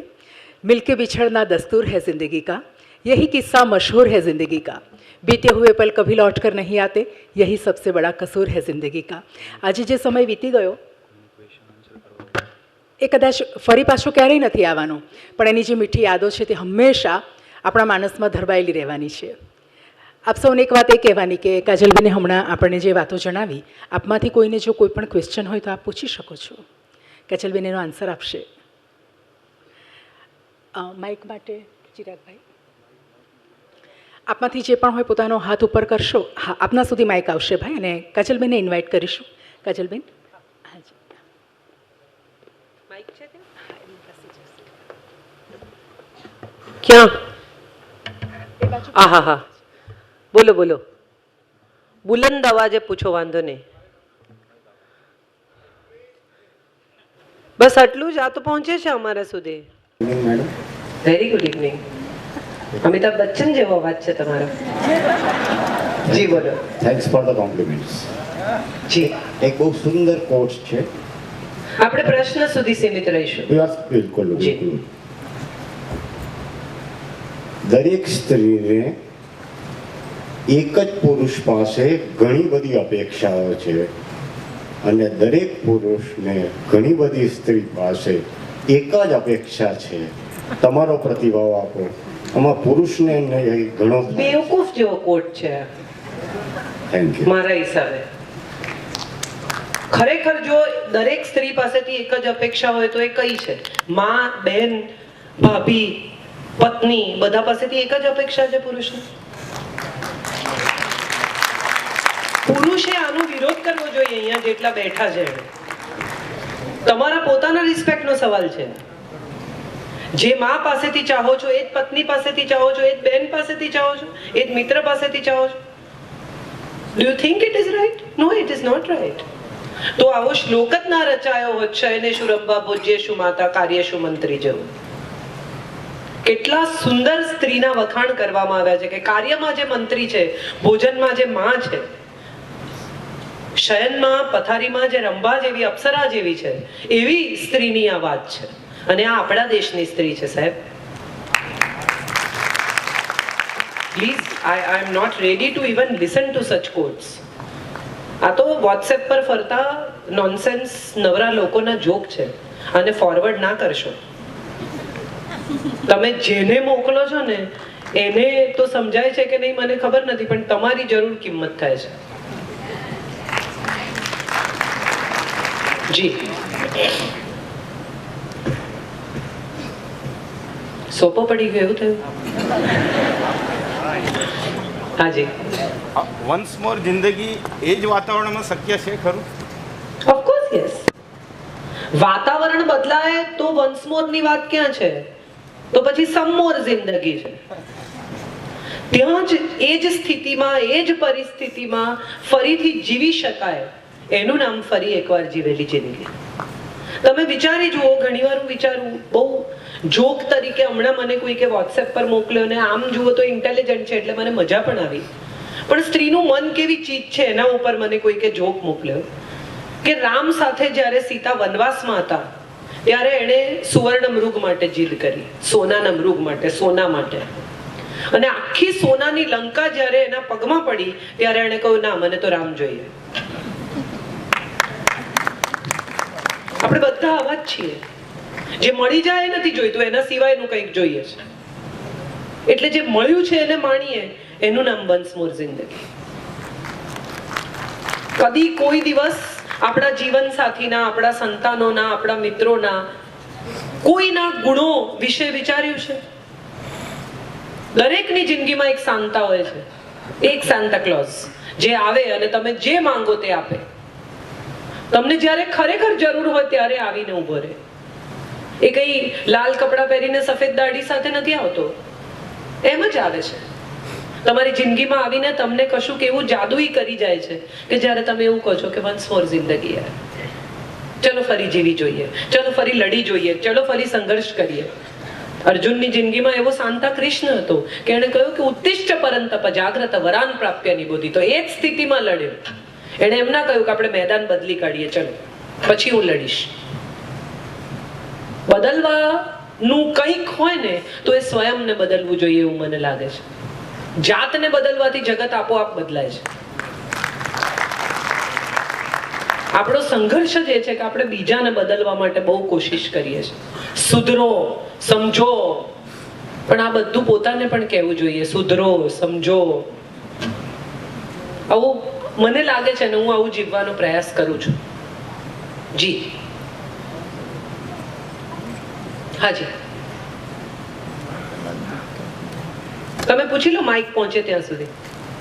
તમે પ્રસ્તાવનામાં કહી દીધું છે, મને ખ્યાલ છે કે એ તમારી કલ્પનાનું પુસ્તક છે નવલકથા રૂપે, પણ મેં એક જ વાર વાંચ્યું, મારું બહુ ઓછું વાંચન છે એટલે કદાચ મને ખ્યાલ નથી, મેં ભાગવતી નથી વાંચ્યું. એમાં તમે એવું કીધું છે કે રાધાજીને તમે અયન નામના એક પુરુષ સાથે પરણેલા બતાવ્યા, આર્યક નામનો પુસ્તક છે, એના પુત્ર બી છે, તો એ તમારી ખરેખર કલ્પના છે કે કોઈ એવું ના ના, રાધા વૃષભાનુની દીકરી હતી, અયન સાથે પરણેલી હતી, એવું ભાગવતજીમાં પણ છે અને બીજે પણ એવા ઉલ્લેખો છે. અયન એના પતિનું નામ હતું અને વૃષભાનુ એની માં, એના પિતા, અને કીર્તિદા એની માં. આટલી હકીકત આપણને ભાગવતજીમાં ઉપલબ્ધ છે. કોઈ નાટ્યકારો કે કોઈ મોટાભાગના જે સારા જે કથાકારો બી થઈ ગયા છે, મોટા ભાગે આટલું મોટું વિશાળ પાત્ર, બરાબર, અને છતાં કોઈ પણ એવો ઉલ્લેખ કેમ નથી કરતું એનું કે ભાઈ આવું ક્યારેય નામે નહીં. મોટા ભાગના હું એમ કહું, તમે હાથ ઊંચો કરાવો ને બેન, તો 80% ને ખબર ન હોય. આટલા મોટા પાત્ર ભરણેલા હતા રાધાજી, તો આમાં 80% નહીં ખબર હોય બેન. 80% ને ખબર હશે. હાથ ઊંચો કરાવો તો ખબર પડે. લગભગ નામ નહીં ખબર. બહુ બધા લોકોને ખબર, નામ નહીં ખબર હોય એવું બને, પણ રાધા ભરેલા છે કે એનો પુત્ર છે એવું લગભગ કોઈ. અને બીજું કે ખબર નથી તો એ અજ્ઞાન લેખકનું નથી, વાચકનું છે. નહીં, એ વાત બરાબર છે બેન. આ તો મને તો ખરેખર બહુ આનંદ થયો કે હું ચાઇના મેં જોયું નથી એટલે ચાઇના છે જ નહીં એવું તો ના કહેવાય ને ભાઈ.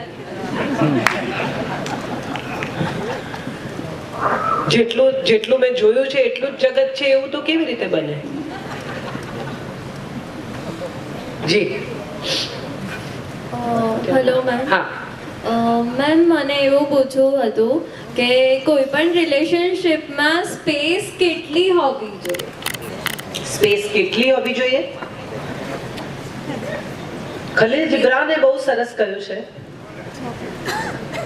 કે બે થાંભલા એટલા ડિસ્ટન્સ પર હોવા જોઈએ કે છત પડી ના જાય, અને બે થાંભલા એટલા નજીક ના હોવા જોઈએ કે છત ઊભી જ ના રહી શકે. આટલી જ વાત છે. મેં કૃષ્ણાયનમાં લખ્યું છે કે દ્રૌપદી પૂછે છે કૃષ્ણને કે હું દુઃખી હોઉં, રડતી હોઉં, કકળતી હોઉં, સમસ્યામાં હોઉં, મારે પ્રશ્નો હોય તો જ તું આવે. મારે ત્યાં પાર્ટી હોય, અમે બધા મજા કરતા હોઈએ, હું ખુશખુશાલ હોઉં, જલસા કરતી હોઉં, તો તું ના આવે. અને ત્યારે કૃષ્ણ એને બહુ સરસ જવાબ આપે છે કે હું અને તું સૂર્ય અને પૃથ્વી જેવા છીએ. આપણે પોતપોતાની જગ્યાએથી કદી ખસવાનું નથી, અને છતાં એકબીજાની આસપાસ રહેવાનું છે. પોતપોતાની ધરી પર રહેવાનું છે, પોતપોતાની જવાબદારી પૂરી કરવાની છે. પૃથ્વીએ સૂર્ય તરફ નમેલા રહીને ફરતા રહેવાનું છે. પૃથ્વી સૂર્યની બહુ નજીક આવી જાય તો પણ જીવન સંભવ નથી, તો બધું બળી જાય. પૃથ્વી સૂર્યની બહુ દૂર થઈ જાય તો પણ જીવન સંભવ નથી, કારણ કે તો બધું ઠંડુગાર થઈ જાય, જીવન શક્ય નથી. એટલે એ સેફ ડિસ્ટન્સ હોવું જોઈએ કે જેમાં જીવન થાય, જીવન જન્મે, જીવન ઉછરે, જીવન જીવી શકાય. અને સેફ ડિસ્ટન્સ પર પોતપોતાની જગ્યા છોડ્યા વગર બે જણા જો એકબીજાની સાથે, એકબીજાની તરફ, એકબીજાની આસપાસ રહી શકે તો હું માનું છું એ ઉત્તમ સ્પેસ છે. બાકી સ્પેસ શબ્દ સાથે જ મને તો બહુ લેવા દેવા નથી. મને એવું લાગે છે કે સ્પેસ કેમ જોઈએ, આવું મને હંમેશા લાગે છે. સ્પેસ છે જ. તમે તમારો હાથ આમ નજીક લાવીને જુઓ તો તમને કંઈ ન દેખાય ને તમે પણ બાડા દેખાઓ, પણ એક ડિફરન્ટ વ્યવસ્થિત જગ્યાએ લાવીને જુઓ તો તમારી હસ્તરેખા તમે પોતે જોઈ શકો. એટલે એટલા નજીક ના આવવું કે ન સરખું દેખાય, નહીં વરવું દેખાય. સેલ્ફી લેતી વખતે કેવું આમ અમુક ડિસ્ટન્સ મેન્ટેન કરો છો, નહીં તો આમ ફોટો આવે. બસ એ સ્પેસ છે એવું મને લાગે. જી બેન, મારો એક પ્રશ્ન એવો હતો કે પતિ પત્ની વચ્ચેના જે સંબંધોમાં અત્યારના સમયમાં જે થોડી ઘણી ખટાશ વધી રહી છે, એનું મુખ્ય કારણ ન્યુક્લિયર ફેમિલી વધારે.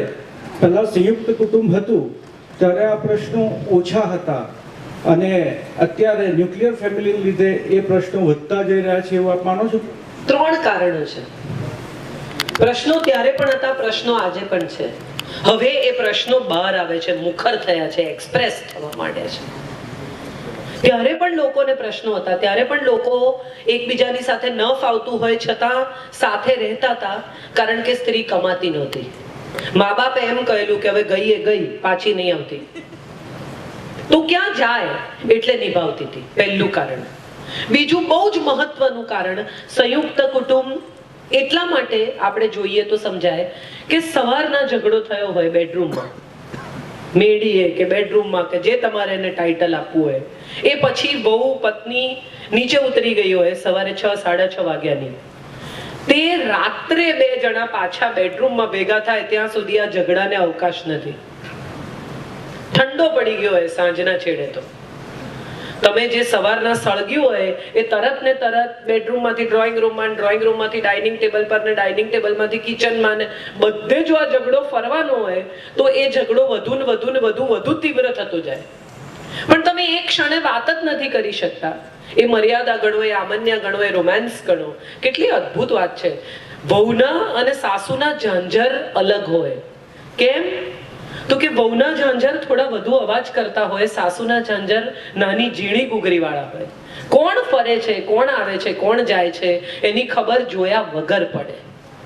મને કોઈ દિવસ નથી લાગ્યું કે આ ઘૂંઘટ કે લાજની જે રિવાજ છે એ પુરુષે શોધ્યો હશે. મને હંમેશા લોજિકલી વિચારતા એવું લાગ્યું છે કે આ સ્ત્રીની શોધ છે.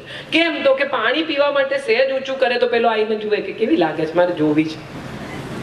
દિવસ આખો જેનો ચહેરો તમે ન જોયો હોય એનો ચહેરો સાંજે જોવા માટે તમે તલ પાપડ થઈ જાઓ. હવે પરિસ્થિતિ કેવી છે કે હોર્ડિંગ પર પણ અડધા કપડા પહેરેલી સ્ત્રીઓ જોવા મળે છે. કઈ મહત્વ નથી રહ્યું સ્ત્રી શરીરનું, સ્ત્રી સુંદરતાનું, જે એટલું બધું અવેલેબલ થઈ ગયું છે કે જેનું કોઈ મહત્વ નથી. એટલે આ બીજું કારણ છે કે સંયુક્ત કુટુંબ નથી રહ્યા. એ કારણ તો છે જ, પણ એ જુદી રીતે છે.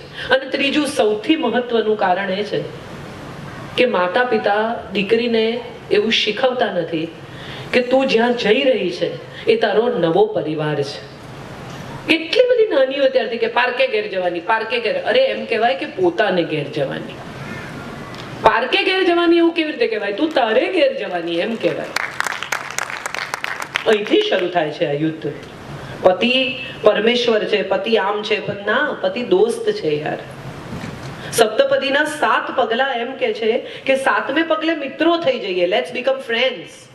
અને દોસ્ત સાથે કોઈ પડદો ના હોય, દોસ્ત સાથે કોઈ ઝઘડો ના હોય. દોસ્ત માટે માત્ર અને માત્ર સ્નેહ હોય, માફી હોય, વાલ હોય. તમારા મિત્રો ઘણા નથી? 7 વાગે બોલાવવાના હોય તો 8 વાગે આવે એવા હોય, અને તમે 6 વાગ્યાનો ટાઈમ આપો છો ને, જેથી 7 વાગે આવી જાય. અને કેટલા વર્ષોથી તમે એને અવાજ સહન કરો છો. કેમ? દોસ્ત છે યાર, આપણો ભાઈબંધ છે. તો પત્ની આપણી બેન પડી છે, પતિ પણ આપણો ભાઈબંધ છે. એવું જે દિવસે થઈ જશે ને એ દિવસે આટલી ખટાશ નહીં આવે. આ 3 વસ્તુઓ બહુ મહત્વની છે.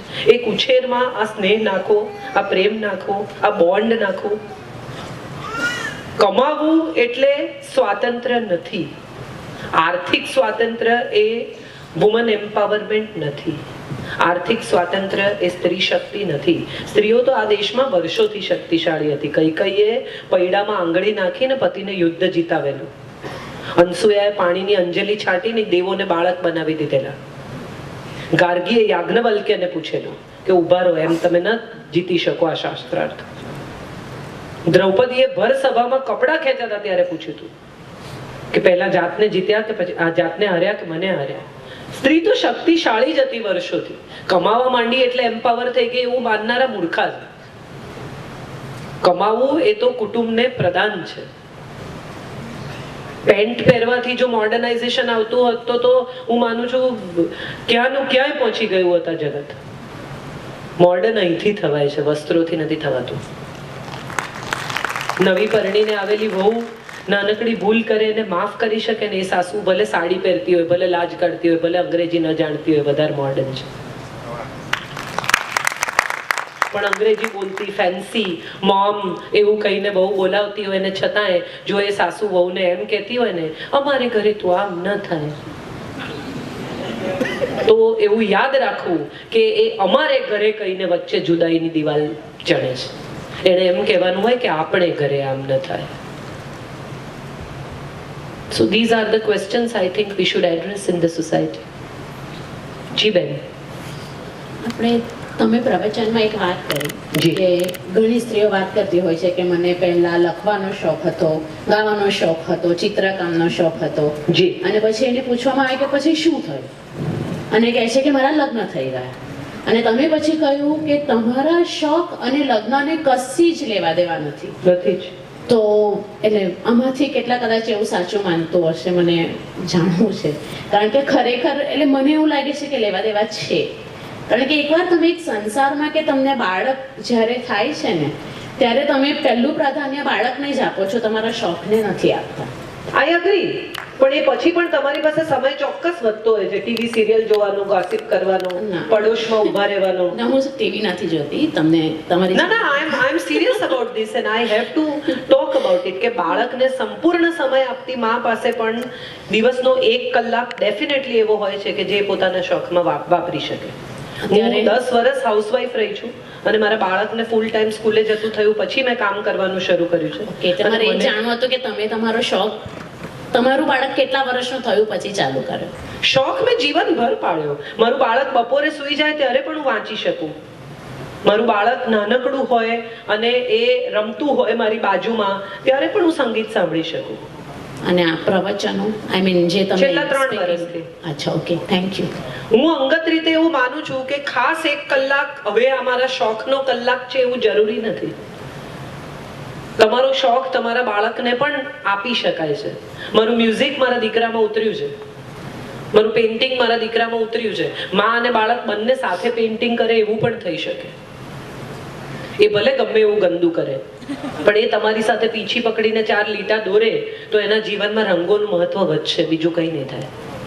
આઈ થિંક શોખ એટલે હું બહાર પેઇન્ટિંગ શીખવા જાઉં, સંગીત શીખવા જાઉં, એ 1 કલાક મારો પોતાનો ફેન્સી જીમમાં જવાથી વજન ઉતરે છે એવું માનનારા દરેક લોકો માટે હું ચેલેન્જ છું.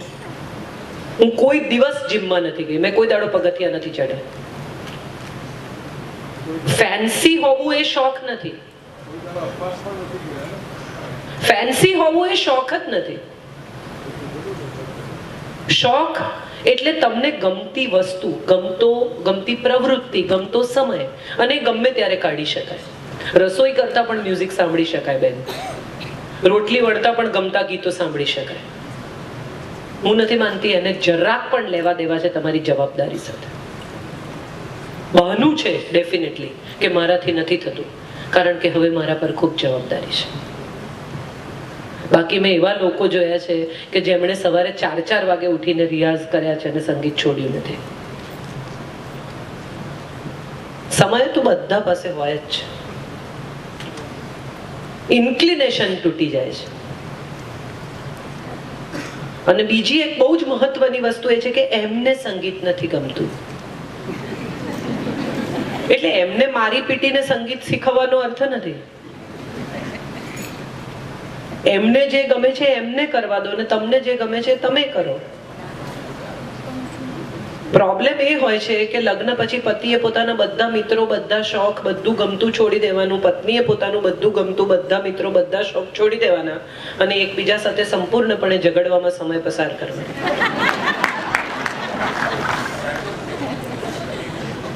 ફ્રસ્ટ્રેશન અહીંથી જ શરૂ થાય છે. જો 2 જણા પોતપોતાની ગમતી પ્રવૃત્તિ કર્યા કરે ને તો ફ્રસ્ટ્રેશન કોઈ દિવસ ના આવે.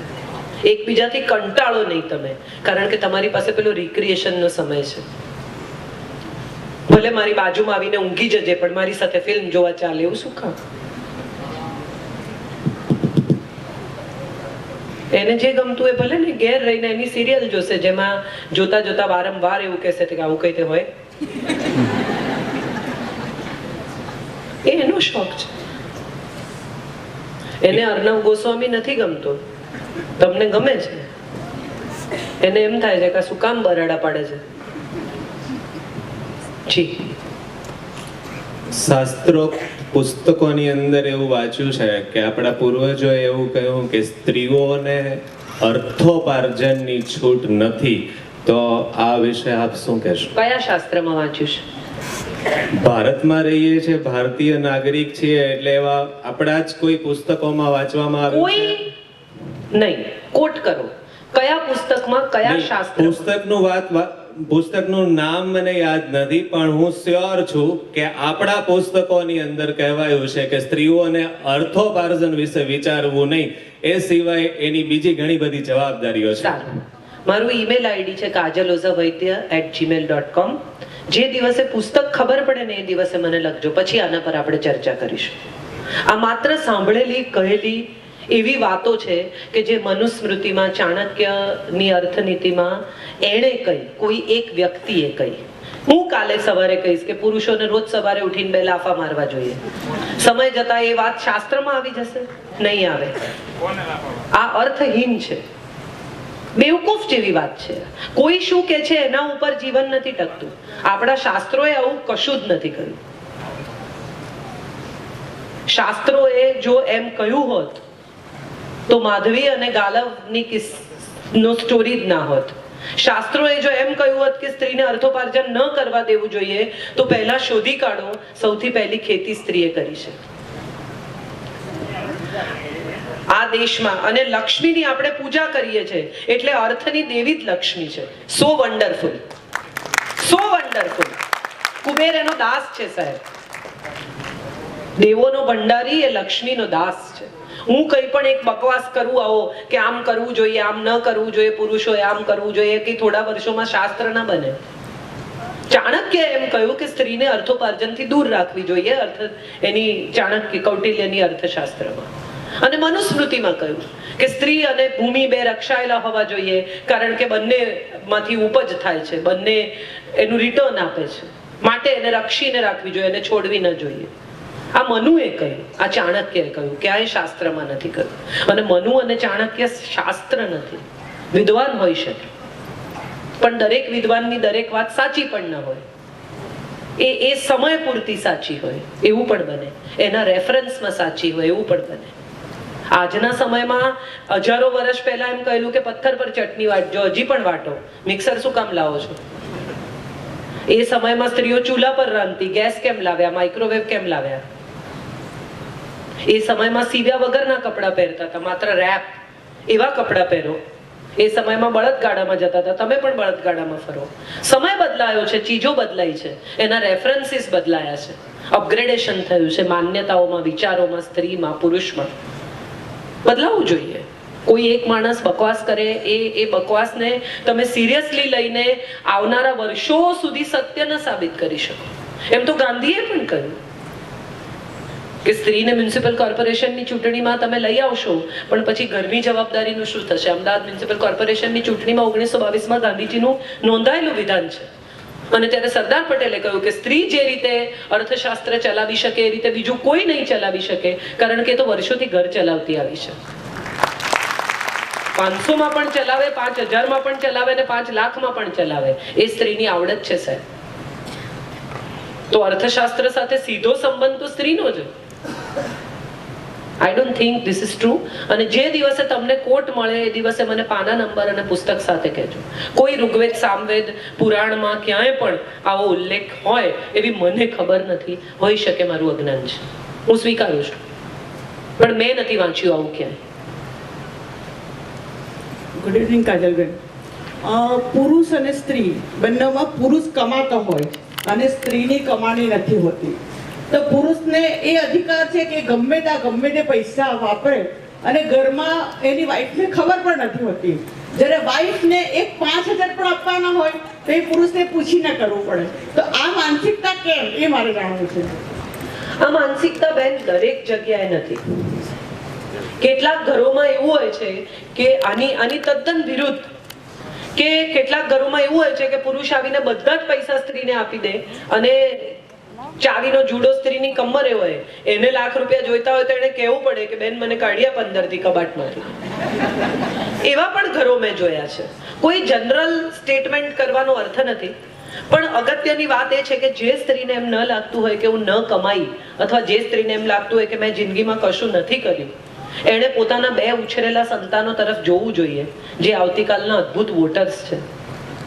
એ સંતાનને મળેલી 2 ડિગ્રી એ સ્ત્રીની જ ડિગ્રી છે. એ 12 વાગે ન જાગી હોત ને ચા ન મૂકી હોત, કે છોકરાઓને ન ઉઠાડ્યા હોત, કે ભણવા માટે પુશ ન કર્યા હોત, તો કદાચ આ બાળકો અહીંયા સુધી ન પહોંચ્યા હોત. અને એથી એ મહત્વની વાત એ છે કે જે પુરુષ પૈસા આપતા અચકાય છે, અથવા જે પુરુષ પૈસા આપતા પ્રશ્ન પૂછે છે, એ કોઈ અપમાન કરવા માટે, કે કોઈ ઉતારી પાડવા માટે, કે કોઈ પૈસા નહીં આપવાના ઈરાદાથી નથી પૂછતો, એવું પણ વિચારી શકાય. એ વિચારવાની એક જરા જુદી દિશા છે. હું મારા દીકરાને 2000 રૂપિયા આપું તો એને પૂછું કે બેટા શું કર્યું તે પૈસાનું, અથવા ક્યાં વાપરવાનું છે. આ એક સાદો સવાલ છે, પરિવારની એક વ્યક્તિ દ્વારા પરિવારની બીજી વ્યક્તિને પૂછાયેલો. જે કમાય છે એને આ પ્રશ્ન કરવાનો અધિકાર છે. એને તમે ઈગો પ્રોબ્લેમ તરીકે શું કામ લો છો? જવાબ આપો ને કે મારે સાડી લેવી છે. એ પછી એ ના પાડે તો કદાચ એ સમસ્યા તરીકે જોઈ શકાય. પણ કોઈ એક માણસ પૂછે કે તારે ક્યાં વાપરવા છે અથવા તારે શું કામ જોઈએ છે, તો સ્નેહથી એનો જવાબ આપી શકાય. મારી માં ઘણીવાર મારા પપ્પા પાસે પૈસા માંગતી ને મારા પપ્પા એમ કે તારે શું કરવું છે, તો મારી મમ્મી કહેતી કે મારે ડસ્ટબિનમાં નાખી દેવા છે, અને ત્યારે મારા પપ્પા કહેતા સારું લે નાખી દે. આટલું કમ્યુનિકેશન તો ક્રિએટ કરો. મને પૂછ્યું કેમ, મને પૂછનારો તું કોણ. આ દાંપત્યમાં બિનજરૂરી ઈગો છે. બહુ પ્રેમથી એવું કહી શકાય કે મારે વાપરવા છે, મારે કોઈને આપવા છે, મારે મારા માટે વાપરવા છે, મારે અંગત બચત કરવી છે, 5000 રૂપિયાની SIP કરવી છે મારે. શું કામ ન કહી શકાય? જો બેડરૂમમાં બે લોકો એકબીજાની સાથે નિર્વસ્ત્ર થઈ શકે તો મન પરના વસ્ત્ર કેમ નથી ઉતારતા આપણે? કેમ નાની નાની વાતમાં ઈગો પ્રોબ્લેમ હોય છે? કેમ પૂછ્યું, કેમ કહ્યું, એ ગમે તેમ વાપરે છે, એ આમ કરે છે. એ અને હું નથી, આપણે છીએ. આટલું તો કરો યાર, સુખી દાંપત્ય માટે બીજું કંઈ ન થઈ શકે.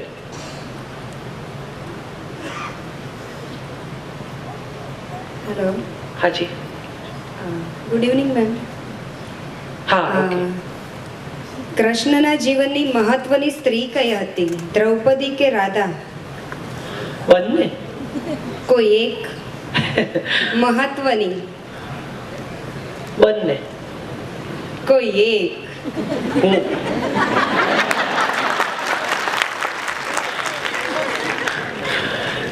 See, it is very difficult, કારણ કે કૃષ્ણએ આ ડિફિકલ્ટી મને હતી એટલે મારે તમારી સાથે વાત કરવી હતી. સોરી, આ ડિફિકલ્ટી મને બી હતી એટલે મારે તમારી હા, સાથે એટલે તમારે આ સવાલનો જવાબ મેળવવા માટે કૃષ્ણને સમજવો પડે.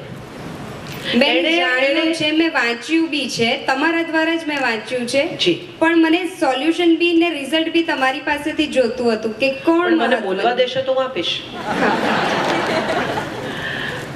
સી, તમારે કોઈએ પણ આ પ્રશ્ન જેને પણ થાય એને કૃષ્ણને એટલા માટે સમજવો પડે કે એણે તો કુબ્જાનો પણ એટલા જ સ્નેહથી સ્વીકાર કર્યો.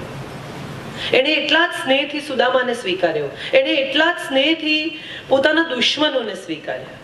એણે એટલા જ સ્નેહથી જરાને કહ્યું કે તારો વાંક જ નથી, હું તો તને પણ ચાહું છું. એને માટે કોઈ ઓછું કે વધારે કદી હતું જ નહીં. એ જ એનું સૌથી મોટો ગુણ છે, માટે કૃષ્ણ છે. આપણે કૃષ્ણ નથી બની શકતા કારણ કે આપણે 10 ડિગ્રી ને 20 ડિગ્રી ને 50 ડિગ્રી કોઈ થોડું વધારે વાલું કોઈ થોડું ઓછું વાલું એમાં અટવાઈ જઈએ છીએ. એના માટે સૌ સરખા છે. એના માટે ઉદ્ધવ પણ સરખો છે, એના માટે દુર્યોધન પણ સરખો છે.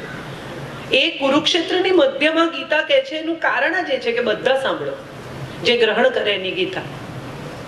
નહીં તો આગલે દિવસે પાંડવોને શિબિરમાં કહી શક્યો હોત ને કે ચલો ચલો બધા બેસો, તમને ગીતા કહું.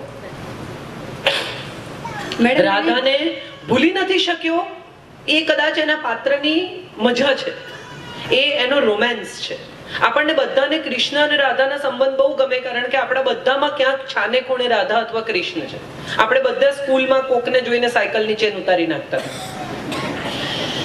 આપણે બધા તડકામાં ઉભા રહેતા હતા. આપણે બધા ચોપડીમાં ક્યાંક એનું નામ લખીને ભૂસી નાખતા હતા. બધા એ ક્રશમાંથી પસાર થયા છે. એ ક્રશ કૃષ્ણએ જીવનભર સાચવી રાખ્યો, આપણે ન સાચવી શક્યા, માટે કૃષ્ણનું રોમેન્સ છે. રાધા હતી કે નહોતી એ પણ એક ક્વેશ્ચન માર્ક છે કારણ કે મહાભારતમાં ક્યાંય રાધાનો ઉલ્લેખ નથી.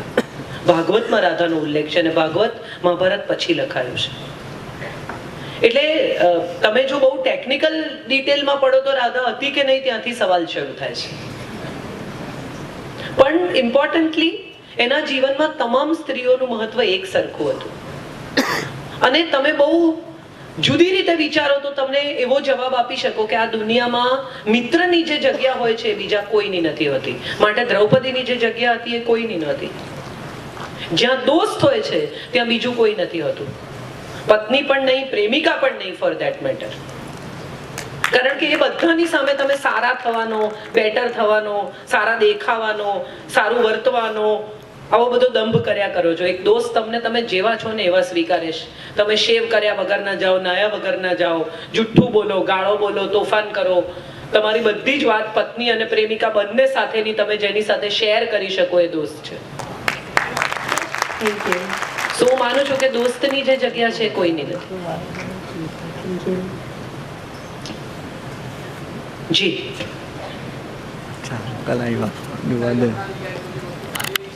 જી જી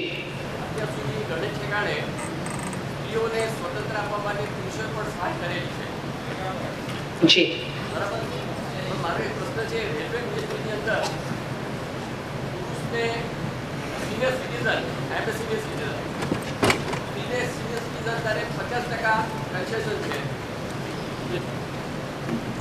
સ્ત્રીને 50% કન્સેશન આપે છે, પણ પુરુષને 40%. એના માટે કોઈ સ્ત્રી હજુ સુધી બોલી નથી કે ઇક્વલ રાઇટ છે, તો પુરુષ અને સ્ત્રીને બંને ઇક્વલ કન્સેશન મળવા જોઈએ. આપણે રેલવે મંત્રી જોડે વાત કરીશું.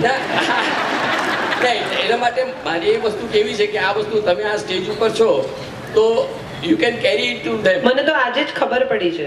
હું ક્યાં સિનિયર સિટીઝન છું સર, મને હજી નથી ખબર. આવું હું છું એટલે મેં તમારું ધ્યાન દોર્યું. ના, આજે મને આપે જણાવ્યું છે. હાજી, હું એના વિશે પૂરી તપાસ કરીને ચોક્કસ કશુંક લખીશ. Thank you so much. પણ મને આવી કોઈ ખબર જ નથી કે 50% ને 40% ને. પણ મારી અંગત ફિલિંગ એવી પણ છે કે આપણે જો સારું કમાતા ધમાતા અને સંપન્ન હોઈએ તો શું કામ કન્સેશન લેવાના? મજા કરીએ ને યાર. ના, આઈ અન્ડરસ્ટેન્ડ, આઈ એપ્રિશિએટ ઓલ્સો. તો બહુ જ થેન્ક યુ વન્સ અગેન. આજની સાંજ તમે મને આપી. મારા માટે સુરત શહેરના આટલા બધા લોકો આટલી બધી સ્નેહ સાથે ને આટલો સમય આપી શકે એ વાત મારા માટે બહુ આનંદની છે. આપને કંઈ પૂછવું છે? હાજી. માઇક નથી? ઓકે, જોરથી. જી.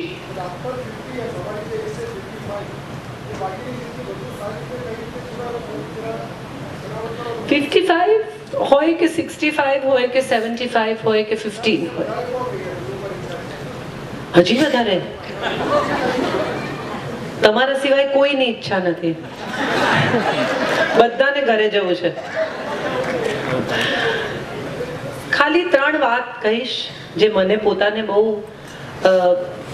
50 વર્ષ પૂરા કર્યા ત્યારે જે 3 વસ્તુઓ મેં નક્કી કરી મારા માટે, એ 3 વસ્તુઓ તમારી સાથે શેર કરું. મને લાગે છે આ 3 રેઝોલ્યુશન્સ જિંદગીને બદલી નાખતા હોય છે. એક, બને ત્યાં સુધી કોઈ પાસે અપેક્ષા ન રાખવી. તેમ છતાં કશું મળે તો એને બોનસ માની સ્વીકારી અને આનંદ કરવો. એટલે કોઈ આપો આવે સમય, સ્નેહ, સલાહ, સધિયારો, તો એવું ન કહેવું કે મારે કોઈની જરૂર નથી. તો પ્રેમથી સ્વીકારવું, એને આવકારવા, એને પ્રેમ કરવો. પણ કદાચ તમે ફોન કર્યો 2 વાર અને કોઈએ ન ઉપાડ્યો તો હવે આવવા દે હરામખોરનો ફોન, હું નહીં ઉપાડું. આવું ન કરવું. તમને ખરેખર કોઈ વાલું હોય તો 3જી વાર પણ ફોન કરવો. આ એક વાત મેં નક્કી કરી છે. બીજી બહુ જ મહત્વની વાત મેં એવી નક્કી કરી છે કે હાય પૈસા ન કરવું. મારે જે જોઈતું હતું એટલું જો મને મળી ગયું છે અને હું એક બહેતર જિંદગી જીવી રહી છું, તો મારા બાકીના પૈસા મારા સુખ, મારી સગવડ અને મારા આનંદ માટે વાપરવાનો મારો અધિકાર છે. So I will live a better life which I have not lived till yesterday. અને એ કરવા માટે હું કોઈની પાસે પૈસા નહીં માંગુ, છેલ્લા શ્વાસ સુધી કામ કરીશ. આ 2 વસ્તુ મેં નક્કી કરી છે. અને 3જી સૌથી મહત્વની અને સૌથી ઇમ્પોર્ટન્ટ વાત, હું જીવું છું ત્યાં સુધી હું સૌને પ્રેમ કરીશ. હવે મને કોઈની સામે ક્યાંય કડવાશ નથી એવું હું દસ્તાવેજીકરણ સાથે કહી શકું. મને હવે કોઈ માટે ફરિયાદ નથી.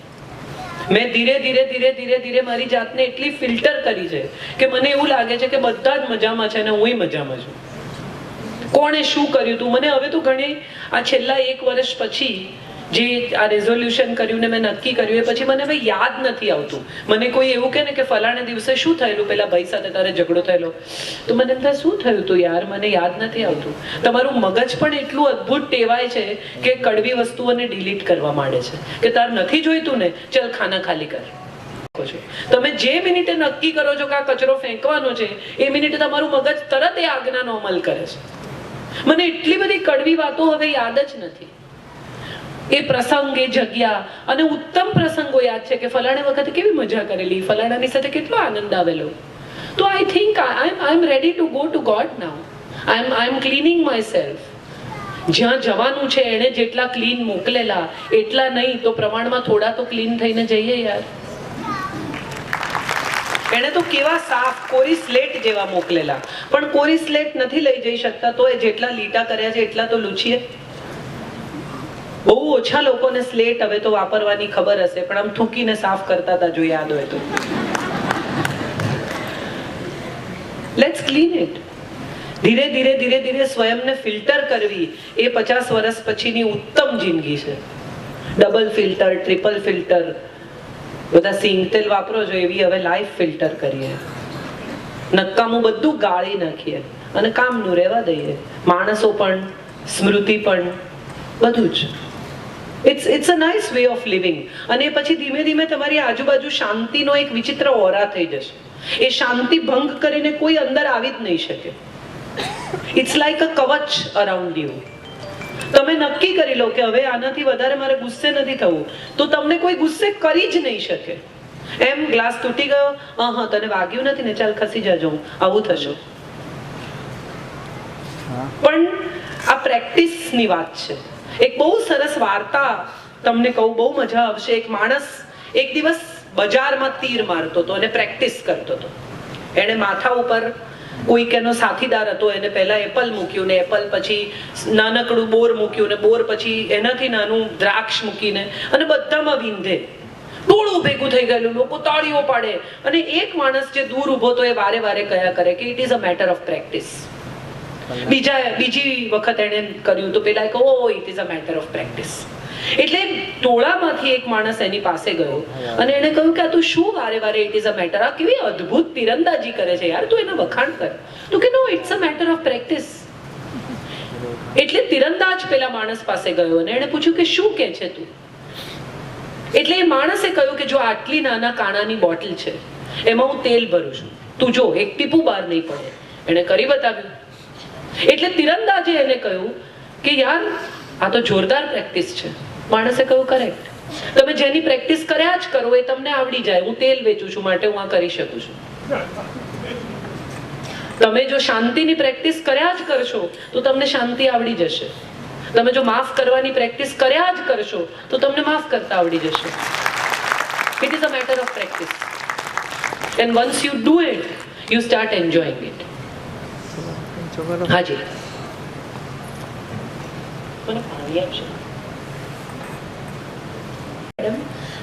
એકચ્યુઅલી તમને કોઈ પ્રશ્ન પૂછવા જેવું મને કશું લાગતું નથી. How sweet. આ તમારે મને 12મા ધોરણમાં કહેવાનું હતું કે તમને કોઈ પ્રશ્ન પૂછવા જેવું મને નથી લાગતું બેન, તમે પાસ છો, જાઓ. બસ આટલું જ કહીશ જી કે મિત્રતાને કોઈ ઉંમર સાથે લેવા દેવા નથી. જી નથી.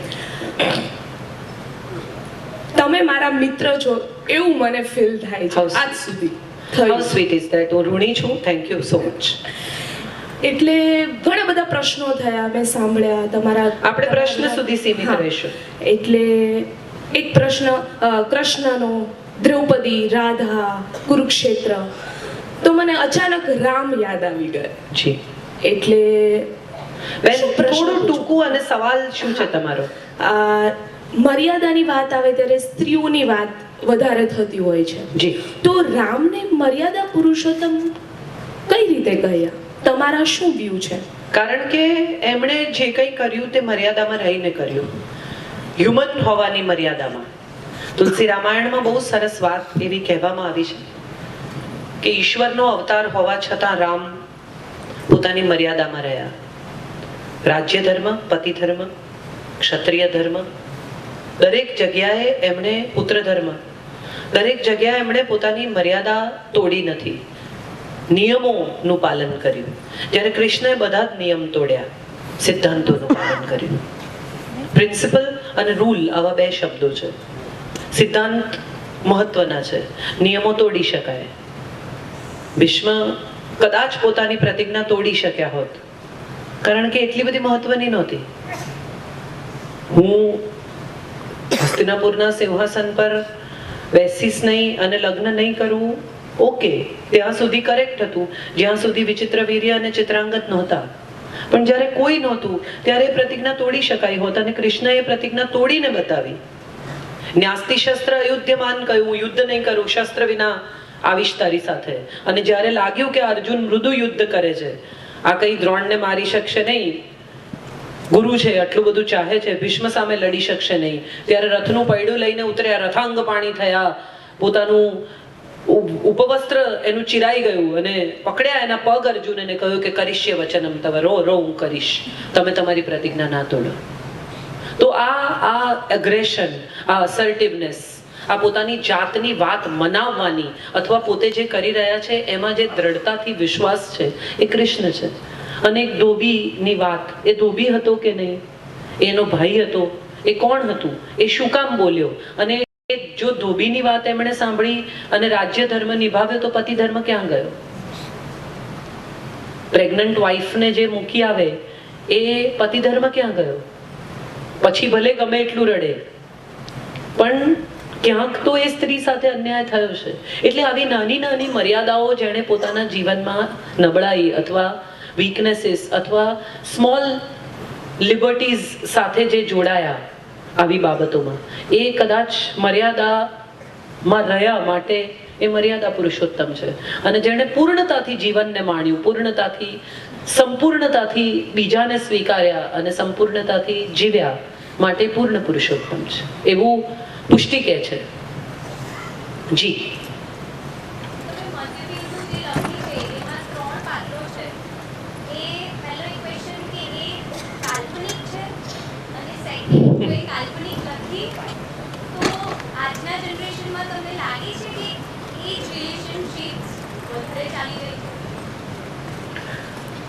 મધ્યબિંદુને કે બહુ નિસ્બત નથી આખી વાત સાથે. આજની જનરેશનમાં એ રિલેશનશિપ ચાલે છે કે ગઈકાલની જનરેશનમાં ચાલતી હતી, એ વિશે આપણે ચર્ચા ન કરીએ. પણ મધ્યબિંદુ સંપૂર્ણપણે કાલ્પનિક છે. મને દ્રૌપદી બહુ ઇન્ટરેસ્ટિંગ પાત્ર લાગે છે કે 5 પુરુષોને એક સરખી ઈમાનદારીથી ચાહી શકવા એ બહુ સરળ વાત નથી. ઘરમાં પતિ, દિયર ને સસરા હોય, 3 જણને પણ ન સંભાળી શકાય. તો આ તો પતિ છે અને 5 પતિ છે અને 5 બળવાન છે, 5 ઇગોઇસ્ટિક છે, 5 ક્ષત્રિયો છે, 5 રાજપુત્રો છે. આ 5 જણાને બાંધી રાખવા એક સાથે અને 5ને ઈમાનદારીથી પ્રેમ કરવો એ કેટલો અઘરો છે. એટલે હું એવું માનું છું કે દરેક પતિ સાથે એક નવા સ્વરૂપે પ્રગટ થતી હશે અને માટે મધ્યબિંદુનો વિચાર આવ્યો મને. એ દ્રૌપદીનું એક્સટેન્શન છે મારા હિસાબે. આજના સમયમાં એ રિલેશનશિપ ચાલે છે કે નહીં એવી કોઈ કમેન્ટ કરવાનો મને અધિકાર નથી, ઓનેસ્ટલી સ્પીકિંગ.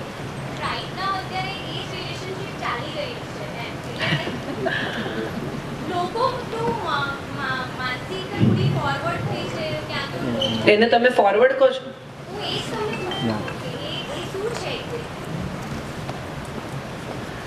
થ્રિલ છે. તમારી પાસે બધું આવી ગયું એ પછી તમારે કશુંક વધુ મેળવવું છે તો એ વધુ શું છે? છેતરપિંડી છે, બીજાને છેતર્યાનો આનંદ છે, એકથી વધુ સ્ત્રીઓને અમુક રીતે ભોગવ્યાનો આનંદ છે, મૂર્ખતા છે.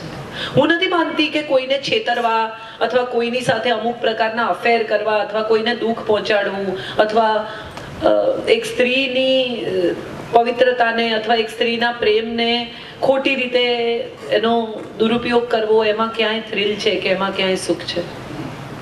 આઈ થિંક રિસ્પેક્ટ સિવાયની તમામ રિલેશનશિપ નકામી છે. જ્યાં સન્માન નથી ત્યાં સ્નેહ નથી, જ્યાં સન્માન નથી ત્યાં સમજદારી નથી, જ્યાં સન્માન નથી ત્યાં સમર્પણ નથી, જ્યાં સન્માન નથી ત્યાં પ્રોબેબલી સંબંધ જ નથી. સન્માન એ જગતના કોઈ પણ સંબંધની પહેલી શરત છે. રિસ્પેક્ટ તો હોવો જ જોઈએ એવું હું દ્રઢપણે માનું છું. વિશ્વાસ ન હોય, કદાચ પ્રેમ પણ ન હોય, પણ એકબીજા પરત્વેનું માન તો ઓછું ન જ થવું જોઈએ. અને આ કોઈ પણ રિલેશનશિપમાં છે, માતા પિતા અને સંતાન, દાંપત્ય જીવન, મિત્રો, પડોશી, બોસ અને એમ્પ્લોયી, ક્યાંય પણ કોઈ પણ રિલેશનશિપની પહેલી શરત સન્માન છે. અને તમને સન્માન જોઈતું હોય તો સન્માન આપતા શીખવું પડશે. ઘઉં વાવો અને બાજરો ઉગે એવું નહીં થાય. તમારે ઘઉં જોઈતા હશે તો ઘઉં જ વાવવા પડશે. સન્માન વાવો અને સન્માન લણો. Thank you so much. ફરી એકવાર ગુડ નાઇટ. આઈ થિંક રૂપાબેનને કંઈ કહેવાનું છે. 5 મિનિટ બેસજો. હું માનું છું તમે બધા એક ડિસન્ટ ઓડિયન્સ છો અને આપણે જ્યારે ક્લોઝિંગ કરતા હોઈએ આટલા સરસ કાર્યક્રમ પછી કદાચ કોઈને કંઈ કહેવું હોય તો 2 મિનિટ આપણી પાસે છે જ. મારે છેક અમદાવાદ જવાનું છે તો પણ હું બેસું છું, તો તમારે તો અહીંયા જ જવાનું છે. બેસો. કાજલબેન, તમારો ખૂબ ખૂબ આભાર. ફરી ખૂબ ખૂબ આભાર. આપે કહ્યું કે આપ અમને બધાને હંમેશા પ્રેમ કરતા રહેશો, અમે બધા પણ આપને હંમેશા પ્રેમ કરતા રહીશું. અને આજની આ સાંજ તેઓએ આપણને આપી. એકવાર ફરી તાળીઓથી તેમનું ખૂબ ખૂબ અભિવાદન કરી દઈએ.